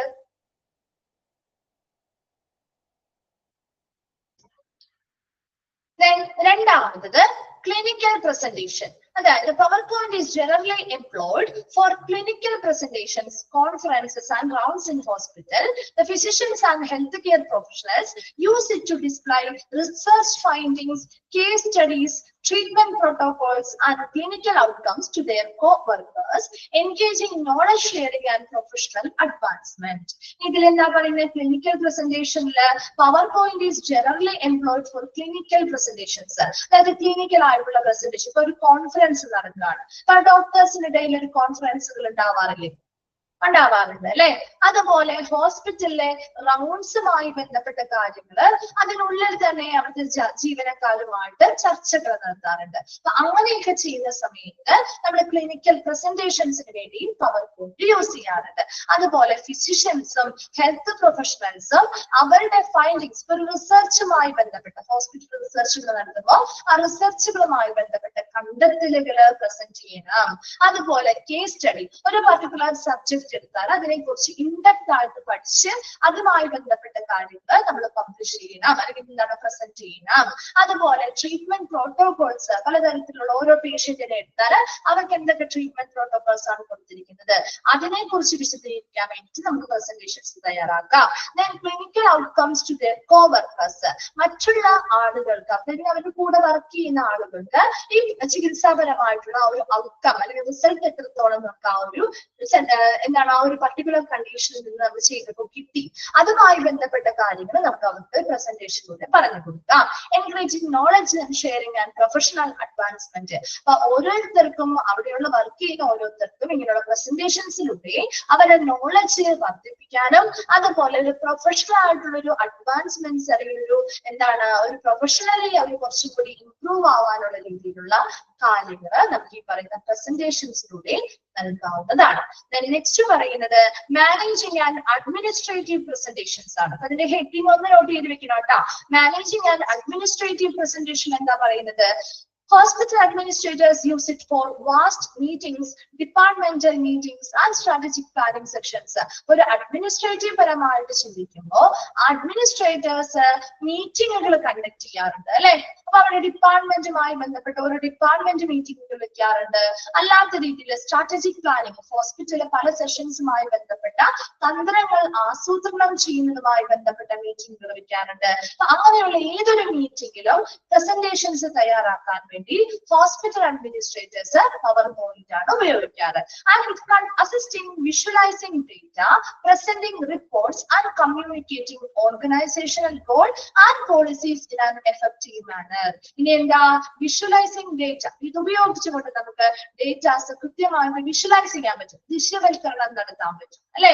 അതുപോലെ തന്നെ റിപ്പോർട്ടുകൾ നമുക്ക് പ്രസന്റ് ചെയ്യാൻ പറ്റും. കമ്മ്യൂണിക്കേറ്റിംഗ് ഓർഗനൈസേഷണൽ ഗോള്, ആ ഒരു സ്ഥാപനത്തിന്റെ ലക്ഷ്യം മറ്റുള്ളവരിലേക്ക് നമുക്ക് ആശയവിനിമയം ചെയ്തു കൊടുക്കാൻ പറ്റും. പോളിസികൾ എങ്ങനെയാണ് ചെയ്യേണ്ടത് എന്ന കാര്യങ്ങളൊക്കെ വളരെ എഫക്റ്റീവ് ആയിട്ട് ഈ മീറ്റിങ്ങുകളിൽ മറ്റുള്ള ആളുകൾക്ക് നമുക്ക് ഈ ഒരു പ്രസന്റേഷൻ വെച്ചുകൊണ്ട് കൃത്യമായിട്ട് പറഞ്ഞു കൊടുക്കാൻ പറ്റുന്ന ഒരു മെത്തേഡാണ് എന്ത് പവർ പോയിന്റ് യൂസ് ചെയ്യുക എന്ന് പറയുന്നത്. ലാസ്റ്റ് വരുന്നതാണ് visual aids for conferences and events. ഇനി എന്താ hospital often take part in conferences, health fairs and community events അല്ലെ. ഹോസ്പിറ്റൽ എപ്പോഴും എന്തിന്റെ ഭാഗമാവാറുണ്ട്? പല കോൺഫറൻസുകളുടെ ഭാഗമാവാറുണ്ട്. ഒരു ഹെൽത്ത് ഫെയർസ് നടക്കുമ്പോൾ അതിന്റെ ഭാഗമാവാറുണ്ട് അല്ലെ. കമ്മ്യൂണിറ്റിയിൽ നടക്കുന്ന മറ്റ് ഇവന്റ്സുകൾ, ക്യാമ്പുകളോ മറ്റെന്തെങ്കിലും എഡ്യൂക്കേഷൻ അവയർനെസ് പ്രോഗ്രാമുകളോ അതിന്റെയൊക്കെ ഭാഗമാവാറുണ്ട്. ആര്? ഒരു ഹോസ്പിറ്റൽ എന്ന് പറയുന്നത് ഇതിന്റെയൊക്കെ ഭാഗമാവാറുള്ള ഒരു സ്ഥാപനമാണ്. അപ്പൊ power point permit create visually captivating presentation to display their services, initiatives and achievements. ആ സ്ഥാപനത്തിന്റെ സർവീസുകൾ ഏതൊക്കെയാണ്? ഇപ്പൊ ഒരു ഹോസ്പിറ്റലാണ്, ആ ഹോസ്പിറ്റലിന്റെ സേവനങ്ങളാണ് നൽകുന്നത്. ഇനി ഇന്ന ഇനിഷ്യേറ്റീവ് ആണ് അവരെ പുതിയതായിട്ട് കൊണ്ടുവരാനായിട്ട് ആരംഭിക്കുന്ന കാര്യങ്ങൾ എന്നതാണ്.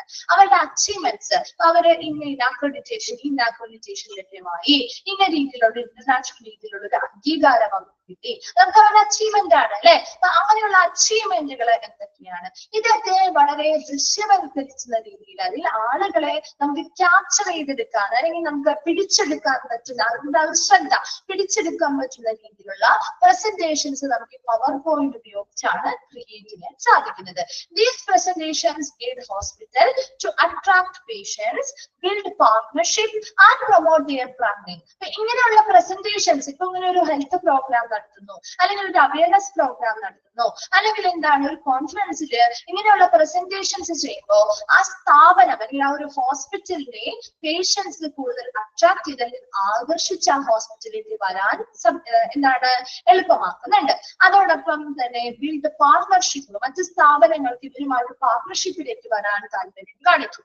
അതുപോലെ പ്രൊമോട്ട് ദെയർ ബ്രാൻഡ് ഇമേജ്, ആ ഒരു ഹോസ്പിറ്റലിന്റെ ആ ഒരു പേര് അല്ലെങ്കിൽ ആ ഒരു ബ്രാൻഡ് കുറച്ചും കൂടി നമുക്ക് പ്രൊമോട്ട് ചെയ്യാനായിട്ട് അല്ലെങ്കിൽ പ്രചരിപ്പിക്കാനായിട്ടും ഇങ്ങനെയുള്ള പ്രസന്റേഷൻസിലൂടെ സാധിക്കുന്നുണ്ട്.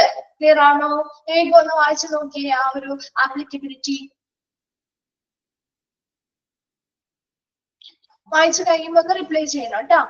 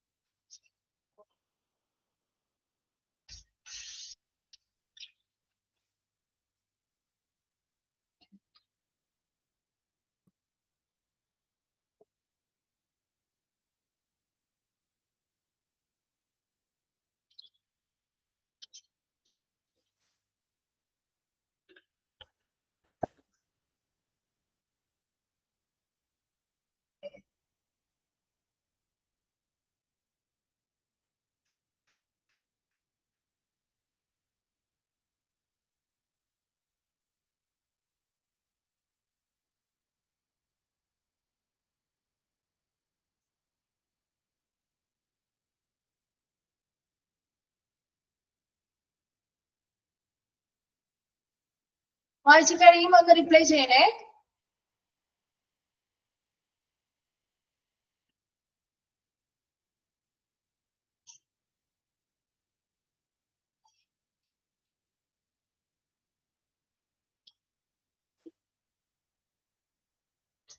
ഓക്കെ, കഴിഞ്ഞോ? ക്ലിയർ ആണോ? മനസ്സിലാവുന്നുണ്ടോ വായിച്ചിട്ട്?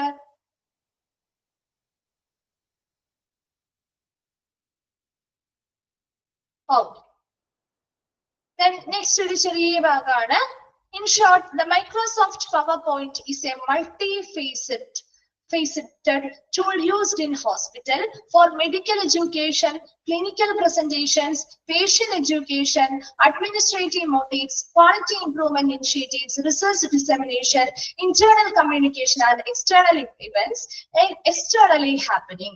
അതായത് ഇപ്പൊ മൈക്രോസോഫ്റ്റ് പവർ പോയിന്റ് എന്ന് പറയുന്നത് മൾട്ടി ഫേസറ്റഡ് ടൂൾ ആണ്. അതായത് ഒന്നിലധികം മുഖങ്ങളുള്ള എന്ന് വെച്ചാൽ ഒന്നിലധികം കാര്യങ്ങൾ നമുക്ക് ഇത് ഉപയോഗിച്ച് ചെയ്യാൻ പറ്റും. അതായത് ഒരു മെഡിക്കൽ എഡ്യൂക്കേഷനുമായി ബന്ധപ്പെട്ട പ്രസന്റേഷൻസ് ക്രിയേറ്റ് ചെയ്യാൻ പറ്റും, ക്ലിനിക്കൽ പ്രസന്റേഷൻസ് ക്രിയേറ്റ് ചെയ്യാൻ പറ്റും, നമ്മൾ പറഞ്ഞ കാര്യങ്ങൾ തന്നെ. പേഷ്യൻസിന്റെ എഡ്യൂക്കേഷനുമായി ബന്ധപ്പെട്ട കാര്യങ്ങൾ ക്രിയേറ്റ് ചെയ്യാൻ പറ്റും, അഡ്മിനിസ്ട്രേഷനുമായി ബന്ധപ്പെട്ട മീറ്റിംഗ്സിന് വേണ്ട പ്രസന്റേഷൻസ് ക്രിയേറ്റ് ചെയ്യാൻ പറ്റും.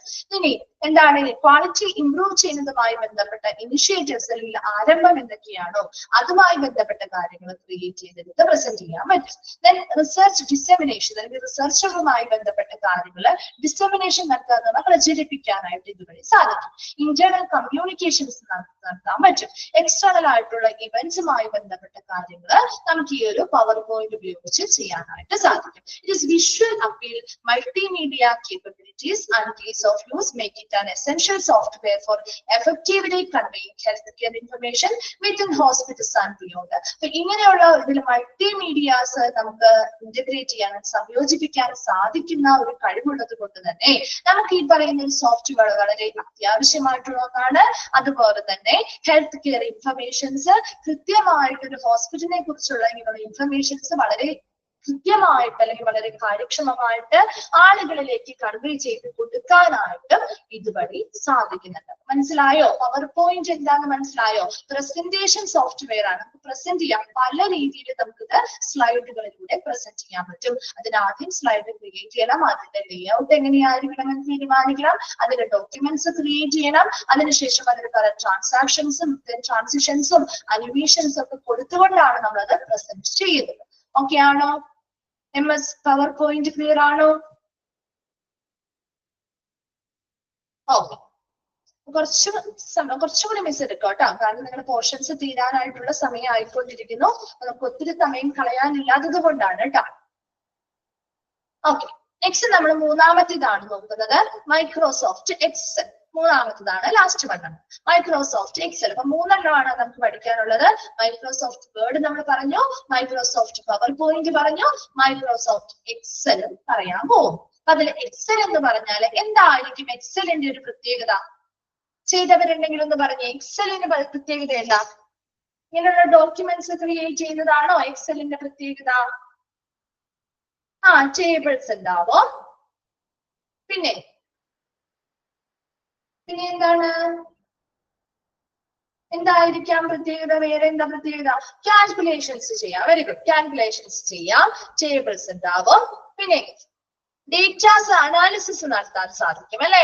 ഓരോ ഡേറ്റാസിനെയും അനലൈസ് ചെയ്യാം, അത് മാനേജ്മെന്റ് ചെയ്യാം, അത് കൃത്യമായിട്ട് ഡേറ്റാസ് സ്റ്റോർ ചെയ്യാം, അത് അനലൈസ് ചെയ്യാം, അത് വിഷ്വലൈസേഷൻ നടത്താം, അതിന്റെ കാൽക്കുലേഷൻസ് നടത്താം, കമ്പാരിസൺസ് നടത്താം. ശരി, അപ്പൊ ഒരുപാട് നമുക്ക് കുറച്ചും കൂടി എന്താണ് ഒരു ഓഫീസ് പരമായിട്ട് കുറച്ചും കൂടി അതായത് ഫിനാൻഷ്യൽ രീതിയിൽ അല്ലെ ആ ഒരു മേഖലയില് കുറച്ചും കൂടി എളുപ്പത്തിൽ നമുക്ക് കാര്യങ്ങൾ ചെയ്യാൻ വേണ്ടി ഏറ്റവും കൂടുതലായിട്ട് യൂസ് ചെയ്യുന്നതാണ് മൈക്രോസോഫ്റ്റ് എക്സൽ എന്ന് പറയുന്നത്. നമ്മൾ ആദ്യം വേർഡ് പഠിച്ചപ്പോ ഡോക്യുമെന്റ് ക്രിയേറ്റ് ചെയ്ത് അത് പല രീതിയിൽ സെറ്റ് ചെയ്യാന്നാണ് നമ്മൾ പറഞ്ഞത്. പവർ പോയിന്റ് ആവുന്നത് പ്രസന്റ് ചെയ്യുന്നതുമായി ബന്ധപ്പെട്ട കാര്യങ്ങളാണ് പറയുന്നത്. ഇനി എക്സലിലേക്ക് വരുമ്പോ Microsoft Excel is a strong spreadsheet software. കണ്ടിട്ടുണ്ടോ സ്പ്രെഡ്ഷീറ്റ്? ആ പിക്ചറിലേക്ക് ഒന്ന് നോക്കിയേ, ഇങ്ങനത്തെ ഒരു സ്പ്രെഡ്ഷീറ്റ് കണ്ടിട്ടുണ്ടോ നിങ്ങള്? കണ്ടിട്ടുണ്ടോ? ഡേറ്റാസ് എൻട്രി ചെയ്ത് കൊടുക്കാനും കാൽക്കുലേഷൻസ് ചെയ്യാനും ഒക്കെ പറ്റുന്ന സ്പ്രെഡ്ഷീറ്റുകൾ. ആ ഒരു സ്പ്രെഡ്ഷീറ്റ് ഇന്റർഫേസ് ആണ് ശരിക്കും എന്ത് പറയുന്നത് സോഫ്റ്റ്വെയർ ആണ് മൈക്രോസോഫ്റ്റ് ഡെവലപ്പ് ചെയ്ത ഒരു സ്പ്രെഡ്ഷീറ്റ് സോഫ്റ്റ്വെയർ ആണ് MS Excel എന്ന് പറയുന്നത്. It is vastly used for data management. നമുക്ക് ലഭിക്കുന്ന ഡേറ്റാസിനെ മാനേജ്മെന്റ് ചെയ്യുക, അത് അനാലിസിസ് ചെയ്യുക, അത് വിഷ്വലൈസേഷൻ ദൃശ്യവൽക്കരണം നടത്തുക. ഇതാണ് ശരിക്കും മൈക്രോസോഫ്റ്റ് എക്സൽ ചെയ്യുന്നത്. ഒരു ഡേറ്റ കിട്ടിയാൽ അത് കൃത്യമായിട്ട് മാനേജ് ചെയ്ത് സ്റ്റോർ ചെയ്ത് വെക്കുന്നു, അത് അനലൈസ് ചെയ്യുന്നു, അത് വിഷ്വലൈസേഷൻ നടത്തുന്നു. അപ്പൊ അതിനാവശ്യമായി ചിലപ്പോൾ കാൽക്കുലേഷൻ ചെയ്യണമെങ്കിൽ അത് ചെയ്യാനുള്ള ഫോർമുലാസും കാര്യങ്ങളും എല്ലാം ഇതിൽ ഉൾപ്പെട്ടിട്ടുണ്ടാവും. ഇനി ആ MS Excelനെ കുറിച്ചുള്ള കുറച്ച് ഫീച്ചേഴ്സ് ആണ് നമ്മൾ ഇനി അടുത്തതായിട്ട് പഠിക്കുന്നത്. അതിൽ ഒന്നാമത്തത് സ്പ്രെഡ്ഷീറ്റ് ക്രിയേഷൻ അല്ലെ. നമ്മൾ സ്ലൈഡ് ക്രിയേറ്റ് ചെയ്യുക എന്ന് പറഞ്ഞ പോലെ തന്നെ ഇവിടെ സ്പ്രെഡ്ഷീറ്റ് ആണ് അതിന് പകരം ക്രിയേറ്റ് ചെയ്യുന്നത്. സ്പ്രെഡ്ഷീറ്റ് എന്താണെന്ന് മനസ്സിലായല്ലോ. ഇതിനെയാണ് ഒരു സ്പ്രെഡ്ഷീറ്റ് എന്നതുകൊണ്ട് നമ്മൾ ഉദ്ദേശിക്കുന്നത്. ടേബിളുകൾ ഉണ്ടാവും, കോളംസ് ഉണ്ടാവും അല്ലെ, പലതരത്തിലുള്ള ഫീച്ചേഴ്സ് ഇതിൽ വരുന്നുണ്ട്, ഫോർമാറ്റിംഗ് വരുന്നുണ്ട്. നോക്കിയേ ഇതില് Excel provides a user-friendly interface. അപ്പൊ ഇത് മൂന്നും user-friendly ആയിട്ടുള്ള ഒരു ഇന്റർഫേസുകളാണ്. For generating and organizing data in a tabular format. ഒരു ടേബിളിന്റെ ഫോർമാറ്റിലല്ലേ നമ്മൾ ഇവിടെ ചെയ്യുന്നത് അല്ലെ, ഒരു ടാബുലാർ ഫോർമാറ്റ് അല്ലെങ്കിൽ ഒരു ടേബിളിന്റെ ഫോർമാറ്റിലല്ലേ നമ്മൾ ഇവിടെ ഡേറ്റാസ് ഇൻഫർമേഷൻസ് സ്റ്റോർ ചെയ്യുന്നതും അനലൈസ് ചെയ്യുന്നതും അല്ലേ? ആണോ? ഒരു ടേബിളിന്റെ ഫോർമാറ്റിലാണോ നമ്മൾ ഇത് ചെയ്തിരിക്കുന്നത്? കണ്ടോ, ആദ്യം ഒരു സ്റ്റോക്ക് എന്ന് പറയുന്ന ടേബിള്, അതിന്റെ സിമ്പിൾ ടേബിള്, ദെൻ ഡേറ്റ് എന്നാണ് കിട്ടിയിരിക്കുന്നത്. അതൊരു ടേബിൾ ഫോർമാറ്റിലാണ് ചെയ്യുക അല്ലെ. ഒരു സ്പ്രെഡ്ഷീറ്റിന്റെ ഫോർമാറ്റ്, സ്പ്രെഡ്ഷീറ്റ് സോഫ്റ്റ്വെയർ ആണ്. അവിടെ സ്പ്രെഡ്ഷീറ്റ് ക്രിയേറ്റ് ചെയ്യുന്നത് എങ്ങനെയാ? ഒരു ടാബുലാർ ഫോർമാറ്റ്, ഒരു ടേബിളിന്റെ ഫോർമാറ്റിലാണ് ഡേറ്റാസ് ഓർഗനൈസ് ചെയ്യുന്നതും ജനറേറ്റ് ചെയ്യുന്നത് അല്ലെങ്കിൽ ക്രിയേറ്റ് ചെയ്യുന്നതും. Users can form worksheets, input data. അപ്പൊ അവിടെ യൂസേഴ്സിന് ഇങ്ങനെയുള്ള വർക്ക്ഷീറ്റുകൾ ഉണ്ടാക്കിയെടുക്കാം, ടാബുലാർ ഫോമിലുള്ള വർക്ക്ഷീറ്റുകൾ ഉണ്ടാക്കിയെടുക്കാം, ഡേറ്റാസ് അങ്ങോട്ട് ഇൻപുട്ട് ചെയ്ത് കൊടുക്കാം. കസ്റ്റമൈസ് ലേഔട്ട്, അതിന്റെ ആ ഒരു ലേഔട്ട് അല്ലെങ്കിൽ രൂപരേഖ എങ്ങനെ വേണമോ അത് കസ്റ്റമൈസ് ചെയ്യാം, പലതരത്തിലുള്ള ഫോർമാറ്റിംഗ് ചെയ്യാം. ഫോർമുലാസ് നമുക്ക് കൃത്യമായിട്ട് നമ്മുടെ ആവശ്യകതയ്ക്ക് അനുസരിച്ചുള്ള ഫോർമുലാസും നമുക്ക് അതില് ലഭ്യമാണ്. നമ്മളിവിടെ കണക്ക് കൂട്ടി, നമ്മളിവിടെ കാൽക്കുലേറ്റർ ഉപയോഗിച്ചിട്ട് നമുക്ക് കണക്കൂട്ടി എൻട്രി ചെയ്യുന്ന കാര്യമുണ്ടോ? അവിടെ കാര്യമുണ്ടോ? അതിനനുസരിച്ചുള്ള ഫോർമുലാസും കാര്യങ്ങളൊക്കെ നമുക്ക് അവിടെ ലഭ്യമാണ്. അപ്പൊ അതിനനുസരിച്ച് നമ്മൾ പഠിച്ച് നമ്മൾ ചെയ്താൽ മാത്രം മതിയാവും. അപ്പൊ അവിടെ സ്പ്രെഡ്ഷീറ്റ് ക്രിയേഷനിൽ പറയുന്നത് യൂസർ ഫ്രണ്ട്ലി ആയിട്ടുള്ള ഒന്നാണ് എക്സൽ എന്ന് പറയുന്നത്. അവിടെ നമുക്ക് ടാബുലാർ ഫോർമാറ്റിൽ അല്ലെങ്കിൽ ടേബിൾ ഫോർമാറ്റിലാണ് നമുക്ക് ഡേറ്റാസ് ഓർഗനൈസ് ചെയ്യാനും ക്രിയേറ്റ് ചെയ്യാനും സാധിക്കുന്നത്. അതുപോലെ തന്നെ യൂസറിന് അവിടെ വർക്ക്ഷീറ്റുകൾ നമുക്ക് ഉണ്ടാക്കിയെടുക്കാം, ഡേറ്റാസ് അങ്ങോട്ട് ഇൻപുട്ട് ചെയ്ത് കൊടുക്കാം, നമുക്ക് ഇഷ്ടമുള്ള ലേഔട്ട് അല്ലെങ്കിൽ രൂപരേഖയിൽ അത് സെറ്റ് ചെയ്യാം, എത്ര രീതിയിൽ വേണമെങ്കിലും അതിന് ഫോർമാറ്റിംഗ് ചെയ്യാം. അതുപോലെ ഫോർമുലാസും ഉപയോഗിച്ചുകൊണ്ട് നമ്മുടെ റിക്വയർമെന്റ് അല്ലെങ്കിൽ ആവശ്യകത എന്താണോ അതിനനുസരിച്ചുള്ള കാര്യങ്ങൾ നിറവേറ്റാം. അടുത്തതാണ് ഡേറ്റ അനാലിസിസ്. എന്താ പറയുന്നത്? Excel offer a wide scope of functions, formulas and data analysis tools that make users able to carry out complex calculations, statistical analysis and mathematical operations on large data sheet. ഇവിടെ data അനാലിസിസിൽ എന്താ ഉദ്ദേശിക്കുന്നത്? എക്സലിന് ഒരുപാട് wide range scope of functions ഉണ്ട്. അതായത് ഒരുപാട് functions ഉണ്ട്, ഒരുപാട് formulas ഉണ്ട്, ആ ഡേറ്റാസ് ഒക്കെ നമുക്ക് കൃത്യമായിട്ട് ഇത് ഉപയോഗിച്ച് അനാലിസിസ് നടത്താനായിട്ട് അല്ലെങ്കിൽ വിശകലനം ചെയ്യാൻ സാധിക്കും. അപ്പൊ അതിനുവേണ്ടി പ്രത്യേകമായിട്ടുള്ള ഡേറ്റ അനാലിസിസ് ടൂൾസ്, ഫോർമുലകള്, ഫങ്ഷൻസ് ഇതെല്ലാം അതിൽ കൊടുത്തിട്ടുണ്ടാവും. User able to carry complex calculation, വളരെ കോംപ്ലക്സ് ആയിട്ടുള്ള കാൽക്കുലേഷൻസ് വരെയും നമുക്ക് ഇവിടെ ഈ ഫോർമുലാസ് ഉപയോഗിച്ചുകൊണ്ട് എന്ത് ചെയ്യാൻ പറ്റും? ചെയ്യാനായിട്ട് സാധിക്കും. ഇനി സ്റ്റാറ്റിസ്റ്റിക്കൽ ആയിട്ടുള്ള അനാലിസിസ് നടത്താൻ പറ്റും. അപ്പൊ ഒരു ഡേറ്റ തന്നാല് അത് വളരെ എന്താണ് സ്ഥിതിവിവര കണക്കുകൾ അനുസരിച്ച് വളരെ കൃത്യമായ രീതിയിൽ അത് അനാലിസിസ് ചെയ്യാൻ പറ്റും. മാത്തമാറ്റിക്കൽ ആയിട്ടുള്ള പലതരത്തിലുള്ള ഓപ്പറേഷൻസും ഒരു ലാർജ് ഡേറ്റ കിട്ടിയാൽ പോലും നമുക്ക് ഈ ഒരു സ്പ്രെഡ്ഷീറ്റ് ഉപയോഗിച്ചുകൊണ്ട് അതിലെ ഫോർമുലാസും പലതരത്തിലുള്ള ഫോർമാറ്റിംഗ് ടൂൾസ് ഉപയോഗിച്ചുകൊണ്ട് ചെയ്തെടുക്കാൻ സാധിക്കും. And it സിംപ്ലൈസ് task like sorting. അപ്പൊ കിട്ടുന്ന ഡേറ്റാസിനെ നമുക്ക് സോർട്ട് ചെയ്യാം, തരംതിരിക്കാം, അത് ഫിൽട്ടർ ചെയ്തെടുക്കാം. അതിനുശേഷം ആ ഡേറ്റാസ് അനലൈസ് ചെയ്ത് അതിന്റെ ഡേറ്റയെ സമ്മറൈസ് ചെയ്യാനൊക്കെ നമുക്ക് എന്താണ് making it A necessary tool for data driven decision making. ഈ പറയുന്ന ഒരു ലാർജ് ഡേറ്റ കിട്ടി, ആ ഡേറ്റയെ നമുക്ക് സ്റ്റോർ ചെയ്യാം, അത് സോർട്ട് ചെയ്തെടുക്കാം, തരംതിരിച്ചെടുക്കാം, അതിന്റെ ഫിൽട്രേഷൻ നടത്താം, അത് അനലൈസ് ചെയ്ത് അതിന്റെ ഒരു സമ്മറി നമുക്ക് രൂപപ്പെടുത്താനും ആ ഒരു ഡേറ്റ വെച്ചുകൊണ്ട് നമുക്കൊരു ഡിസിഷൻ മേക്കിംഗ്, ഒരു തീരുമാനത്തിലേക്ക് എത്താനും ഒക്കെ ഈ ഡേറ്റ അനാലിസിസ് വഴി സാധിക്കും. ഉണ്ട്. അതിന് മൂന്നാമത്തതാണ് ഫോർമുലാസ് ആൻഡ് ഫങ്ഷൻസ്. ഇതെന്തായിരിക്കും ഫോർമുലാസ് ആൻഡ് ഫങ്ഷൻസിൽ പറയുന്നത്? The Excel extensive library of building formulas and function. അവിടെ നമ്മൾ ഒരു ഫോർമുല അടിച്ചു കൊടുക്കേണ്ടതായിട്ടില്ല അല്ലെ, അതിൻ്റെതായ കോഡുകൾ യൂസ് ചെയ്തുകൊണ്ട് നമുക്ക് ഓരോ ഫോർമുലയും അതിൽ ഓൾറെഡി ആ ഒരു MS Excel എന്ന് പറയുന്ന ആ ഒരു ഇതപ്പോ തന്നെയുള്ള ഫോർമുലാസ് ആണ്. അങ്ങനെയുള്ള ഫോർമുലാസും ഇതുപോലെയുള്ള കാര്യങ്ങൾ നമ്മൾ ഈ ഒരു ഡേറ്റ് നമ്മൾ കൊടുത്തിട്ടുണ്ടാവും. ആ ഡേറ്റയ്ക്ക് അനുസരിച്ചുള്ള ഫോർമുലാസും ഫങ്ഷൻസും ഒക്കെ അതിലുള്ളത് കൊണ്ട് തന്നെ കൃത്യമായ ആ ഡേറ്റയ്ക്ക് അനുസരിച്ചുള്ള ഓട്ടോമാറ്റിക്കലി അവിടെ കാൽക്കുലേഷൻസ് നടത്തുകയാണ് ചെയ്യുന്നത്. അല്ലാതെ നമ്മൾ അവിടെ കാൽക്കുലേറ്റ് ചെയ്ത് ആ ഒരു വാല്യൂ ഇവിടെ ആഡ് ചെയ്ത് കൊടുക്കേണ്ട ആവശ്യമുണ്ടോ? ഇല്ല. അത് ഓട്ടോമാറ്റിക്കലി ആ ഫോർമുലാസ് ഉപയോഗിച്ചുകൊണ്ട് അത് ബിൽഡിംഗ് ആണ്, അത് നിർമ്മിച്ചപ്പോൾ തന്നെയുള്ള ഫോർമുലാസും ഫങ്ഷൻസും ആണുള്ളത്. അത് ഓട്ടോമാറ്റിക്കലി കൊടുക്കുന്ന ഡേറ്റാസിനെ കാൽക്കുലേഷൻസ് ഒബിയസ്ലി അവർ എന്ത് ചെയ്യുന്നു, അനുവദിച്ച് കൊടുക്കുകയും ചെയ്യുന്നുണ്ട്.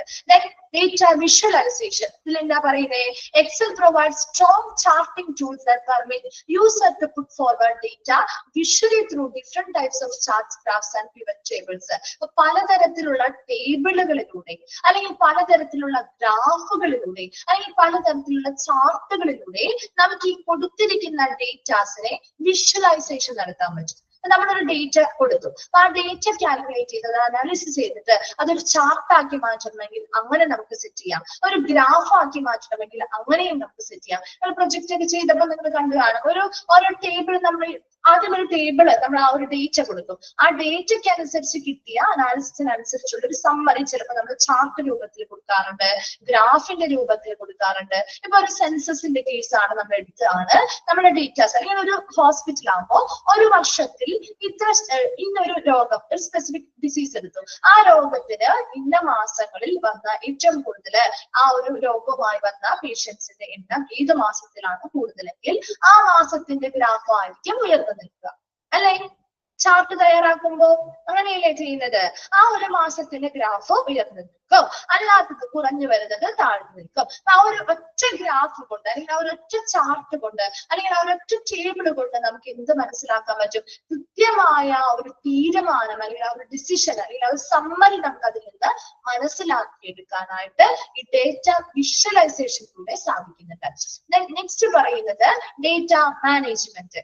Excel lets users friendly manage and manipulate large volumes of data. എത്ര വലിയ ഡേറ്റാസ് ആണെങ്കിലും വളരെ ഈസി ആയിട്ട് അത് കാര്യക്ഷമമായിട്ട് എക്സലിൽ അത് മാനേജ് ചെയ്യാനും അത് മാനിപ്പുലേറ്റ് ചെയ്യാനും നമുക്ക് സാധിക്കും. കാൽക്കുലേറ്റ് ചെയ്യണോ, അത് എന്ത് വേണം, സമ്മറൈസ് ചെയ്യണോ, അനാലിസിസ് ചെയ്യണോ, അതെല്ലാം നമുക്ക് എളുപ്പത്തിൽ വളരെ കാര്യക്ഷമമായിട്ട് ഈ പറയുന്ന എക്സൽ ഉപയോഗിച്ചുകൊണ്ട് ചെയ്യാൻ സാധിക്കും.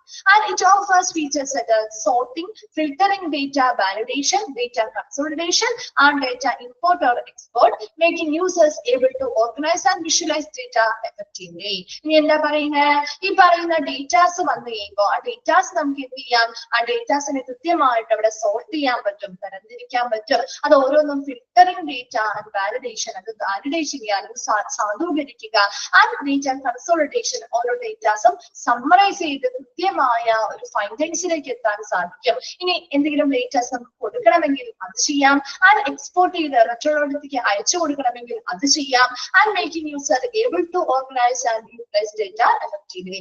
കൊടുക്കുന്ന ഡേറ്റാസ് വളരെ കാര്യക്ഷമമായിട്ടും കൃത്യമായിട്ട് ഓർഗനൈസ് ചെയ്തും ഉപയോഗിക്കാനായിട്ട് നമുക്ക് ഈ ഒരു എക്സലിന്റെ സഹായത്തോടു കൂടി സാധിക്കുന്നുണ്ട്. ലാസ്റ്റ് വരുന്നതാണ് ഫിനാൻഷ്യൽ അനാലിസിസ്. എന്താണ് ഫിനാൻഷ്യൽ അനാലിസിസ് പറയുന്നത്?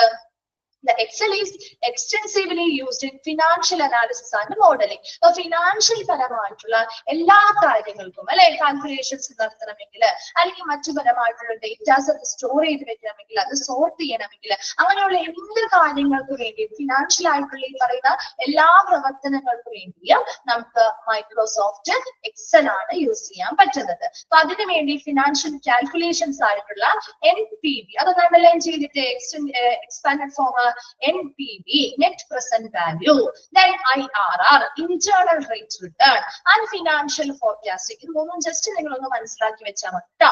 Budgeting, financial planning, investment analysis, ഇതിന്റെയൊക്കെ ഭാഗമായിട്ട് വരുന്ന ഫിനാൻഷ്യൽ കാൽക്കുലേഷൻസ് ആണ് ഈ പറയുന്നത് കേട്ടോ. NPV ചെയ്യുക, IRR ചെയ്യുക, ഫിനാൻഷ്യൽ ഫോർകാസ്റ്റിംഗ് ചെയ്യുക. ഇതെല്ലാം ജസ്റ്റ് അതിന്റെ എക്സ്പാൻഡ് ഫോം ഒന്ന് മനസ്സിലാക്കി വെച്ചാൽ മതി. ഇതെന്താണ് ഡീറ്റെയിൽ ആയിട്ട് പഠിക്കേണ്ട. കുറച്ച് ഫിനാൻഷ്യൽ കാൽക്കുലേഷൻസിൽ വരുന്ന ടേംസ് ആണെന്ന് മാത്രം മനസ്സിലാക്കി വെക്കുക കേട്ടോ. അപ്പൊ അങ്ങനെയുള്ള ബഡ്ജറ്റിംഗ് തയ്യാറാക്കുമ്പോൾ, ഫിനാൻഷ്യൽ പ്ലാനിങ് അല്ലെങ്കിൽ ആസൂത്രണം ചെയ്യുമ്പോൾ, ഇൻവെസ്റ്റ്മെന്റുകളുടെ അനാലിസിസ് നടത്താൻ വേണ്ടിയിട്ടൊക്കെ ഈ പറയുന്ന റേറ്റ് എടുക്കാൻ അല്ലെങ്കിൽ ഫിനാൻഷ്യൽ കാൽക്കുലേഷൻസ് നടത്തുന്നത് നമ്മൾ എന്തിന്റെ സഹായത്തോടു കൂടിയാ? MS എക്സലിന്റെ സഹായത്തോടു കൂടിയാണ്. നമുക്ക് ഷോർട്ട് ആയിട്ട് നമുക്ക് എന്ത് പറയാം? ഈ മൈക്രോസോഫ്റ്റ് എക്സൽ എന്ന് പറയുന്നതും ഒരു മൾട്ടി ഫേസറ്റഡ് ആണ് അല്ലെ. ഒരു പല മുഖങ്ങളുള്ള ഒരു സോഫ്റ്റ്വെയർ അല്ലെങ്കിൽ ഒരു ആപ്ലിക്കേഷൻ ആണ്. വൈഡ്ലി യൂസ്ഡ് സ്പ്രെഡ്ഷീറ്റ് സോഫ്റ്റ്വെയർ ആണ്. ആൻഡ് ഫെസിലിറ്റേറ്റ് ഡേറ്റാസ്, കൃത്യമായിട്ടുള്ള ഡേറ്റാസിന്റെ മാനേജ്മെന്റ് ഉണ്ട്, അതിന്റെ അനാലിസിസ് ഉണ്ട്, അതിന്റെ വിഷ്വലൈസേഷനും നമുക്ക് ഇതിലൂടെ ചെയ്യാൻ സാധിക്കും. ഇറ്റ് പ്രൊവൈഡ് ഫ്യൂച്ചേഴ്സ്, ഫോർമുലാസ്, ഒത്തിരി പലതരത്തിലുള്ള സവിശേഷതകൾ ഇതിലുണ്ട്. ഒത്തിരി ഫോർമുലാസ് തന്നെ ഇൻബിൽഡ് ആയിട്ടുള്ളത് കൊണ്ട് തന്നെ കാൽക്കുലേഷൻസ് എളുപ്പത്തിൽ ചെയ്യാൻ പറ്റും. പല ഫംഗ്ഷൻസും അഡ്വാൻസ്ഡ് ആയിട്ടുള്ള ഫംഗ്ഷൻസ് ഉള്ളത് കൊണ്ട് അതിനനുസരിച്ചുള്ള വിഷ്വലൈസേഷൻസ് കൊടുക്കാൻ പറ്റും. Is an inevitable tool for business. ഒരു ബിസിനസ് സ്ഥാപനമായിക്കോട്ടെ, ഒരു ഫിനാൻസ് പ്രൊഫഷണലിനായിക്കോട്ടെ, ഒരു അനലിസ്റ്റിനായിക്കോട്ടെ, ഒരു റിസർച്ചറിനായിക്കോട്ടെ, അല്ലെങ്കിൽ ഒരു ഡേറ്റയുമായി ബന്ധപ്പെട്ട് വർക്ക് ചെയ്യുന്ന ഒരു വ്യക്തി, ഒരു അക്കൗണ്ടന്റിന് വരെയും ഇത് ഏറ്റവും ഇമ്പോർട്ടന്റ് ആയിട്ടുള്ള കാര്യമാണ് അല്ലെ. അപ്പൊ അങ്ങനെ ഒരു ഡേറ്റയുമായി ബന്ധപ്പെട്ട് വർക്ക് ചെയ്യുന്ന എല്ലാ തരത്തിലുള്ള സ്ഥാപനങ്ങൾക്കും ആളുകൾക്കും ഇതൊരിക്കലും ഒഴിവാക്കാൻ പറ്റാത്ത ഒരു ടൂളാണ്. വേഗം വായിച്ചു നോക്കിയ ഒരു ഫീച്ചേഴ്സും കാര്യങ്ങളും ഇത്രയും ഭാഗം ഇത് നമുക്ക് നിർത്താം കേട്ടോ. വായിച്ചു കഴിയുമ്പോൾ ഒന്ന് റിപ്ലൈ ചെയ്യണം കേട്ടോ.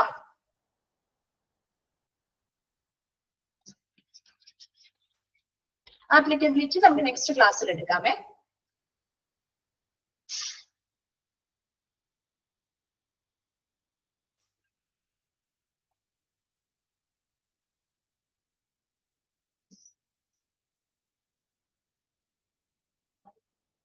വായിച്ചു നോക്കുമ്പോ മനസ്സിലാവുന്നില്ലേ? ഇത് ക്ലിയർ ആവുന്നില്ലേ? ഒത്തിരി ഡിഫിക്കൽട്ട് ഉള്ള ഒരു ചാപ്റ്റർ അല്ല. നിങ്ങൾക്ക് വായിച്ചാൽ മനസ്സിലാവുന്ന കാര്യം. നിങ്ങൾക്ക് ഇപ്പൊ ഇത് വായിക്കുമ്പോൾ ഓരോന്നും മനസ്സിലാവില്ലെങ്കിൽ നിങ്ങൾക്ക് ജസ്റ്റ് അതിന്റെ ആ ആപ്ലിക്കേഷൻ ഒക്കെ നമുക്ക് ഫോണിൽ കിട്ടും. അല്ലെങ്കിൽ ഓരോ ഓൺലൈനായി നമ്മുടെ എന്തെങ്കിലും മൊബൈലിലോ അല്ലെങ്കിൽ നമ്മുടെ ലാപ്ടോപ്പുകളിലോ കമ്പ്യൂട്ടേഴ്സിലോ ഒക്കെ ഇതിന്റെ ആപ്ലിക്കേഷൻസ് ലഭ്യമാണ്. അപ്പൊ അതൊന്ന് ഡൗൺലോഡ് ചെയ്തിട്ട് നിങ്ങളൊന്ന് ചെയ്ത് നോക്കുക. ജസ്റ്റ് വെറുതെ ഒന്ന് കയറി അതിന്റെ ഫോർമാറ്റ് കാര്യങ്ങൾ എങ്ങനെയാണ് എന്നൊക്കെ ഒന്ന് നോക്കാം കേട്ടോ. അപ്പൊ കുറച്ചും കൂടി ക്ലിയർ ആവും. വായിക്കുമ്പോൾ കാര്യങ്ങൾ മനസ്സിലാവുന്നില്ലേ?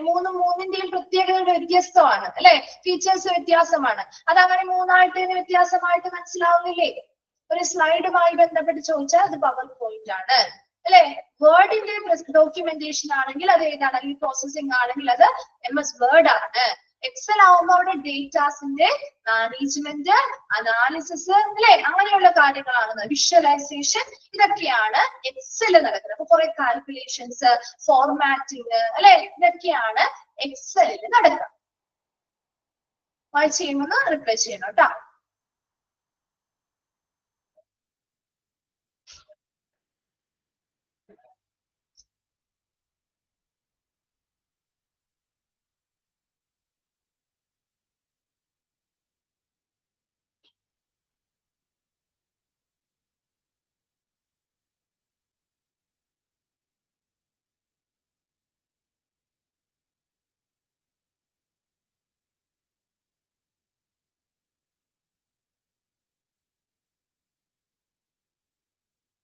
വായിച്ചു കഴിഞ്ഞോ? ക്ലിയർ ആണോ?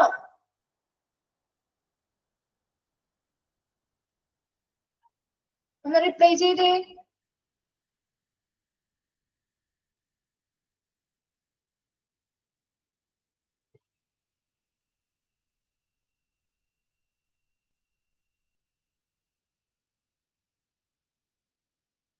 ഓക്കെ. അടുത്ത ക്ലാസ്സിൽ വരുന്ന സമയത്ത് ഇത് ഇത്രയും ഒന്ന് വായിച്ചിട്ട് വരാം കേട്ടോ. ഡൗട്ട്സോ കാര്യങ്ങളുണ്ടെങ്കിൽ മിസ്സിന്റെ അടുത്ത് ചോദിക്കാം അടുത്ത ക്ലാസ്സിൽ വരുമ്പോ. ഇത്രയും വായിച്ച് മനസ്സിലാക്കിയിട്ട് വേണം വരാനായിട്ട്. അല്ലെങ്കിൽ 3 എണ്ണവും നിങ്ങൾക്ക് കൺഫ്യൂഷൻ വരാത്ത രീതിയിൽ ഒന്ന് പഠിച്ചു വെക്കണം കേട്ടോ. 3 എണ്ണവും ഇമ്പോർട്ടന്റ് ആണ്, നമ്മുടെ ഈ ഭാഗത്ത് വരുന്നതാണ്. അപ്പൊ അതിന്റെ ഫീച്ചേഴ്സ് നോക്കുക, മെയിൻ ഹെഡിങ്സ് നോക്കുക കേട്ടോ. അതിന്റെ ഉള്ളിൽ വരുന്ന കാര്യങ്ങൾ നിങ്ങൾക്ക് ആ ഹെഡിങ് വായിക്കുമ്പോൾ തന്നെ മനസ്സിലാവുന്നതാണ് തോന്നുന്നത്. അതിനുശേഷം അതിന്റെ ഓരോന്നിന്റെയും ആപ്ലിക്കബിലിറ്റി, അതിൽ ഇൻക്ലൂഡഡ് ആയത് ഇൻക്ലൂഡഡ് അല്ലാത്തത് എന്ന രീതിയിൽ ക്വസ്റ്റ്യൻ വരാം കേട്ടോ. ഓക്കെ, നെക്സ്റ്റ് നമ്മുടെ ഇതിന്റെ എക്സലിന്റെ ആപ്ലിക്കബിലിറ്റി നമുക്ക് അടുത്ത ക്ലാസ്സിൽ എടുക്കാം കേട്ടോ. Thank you.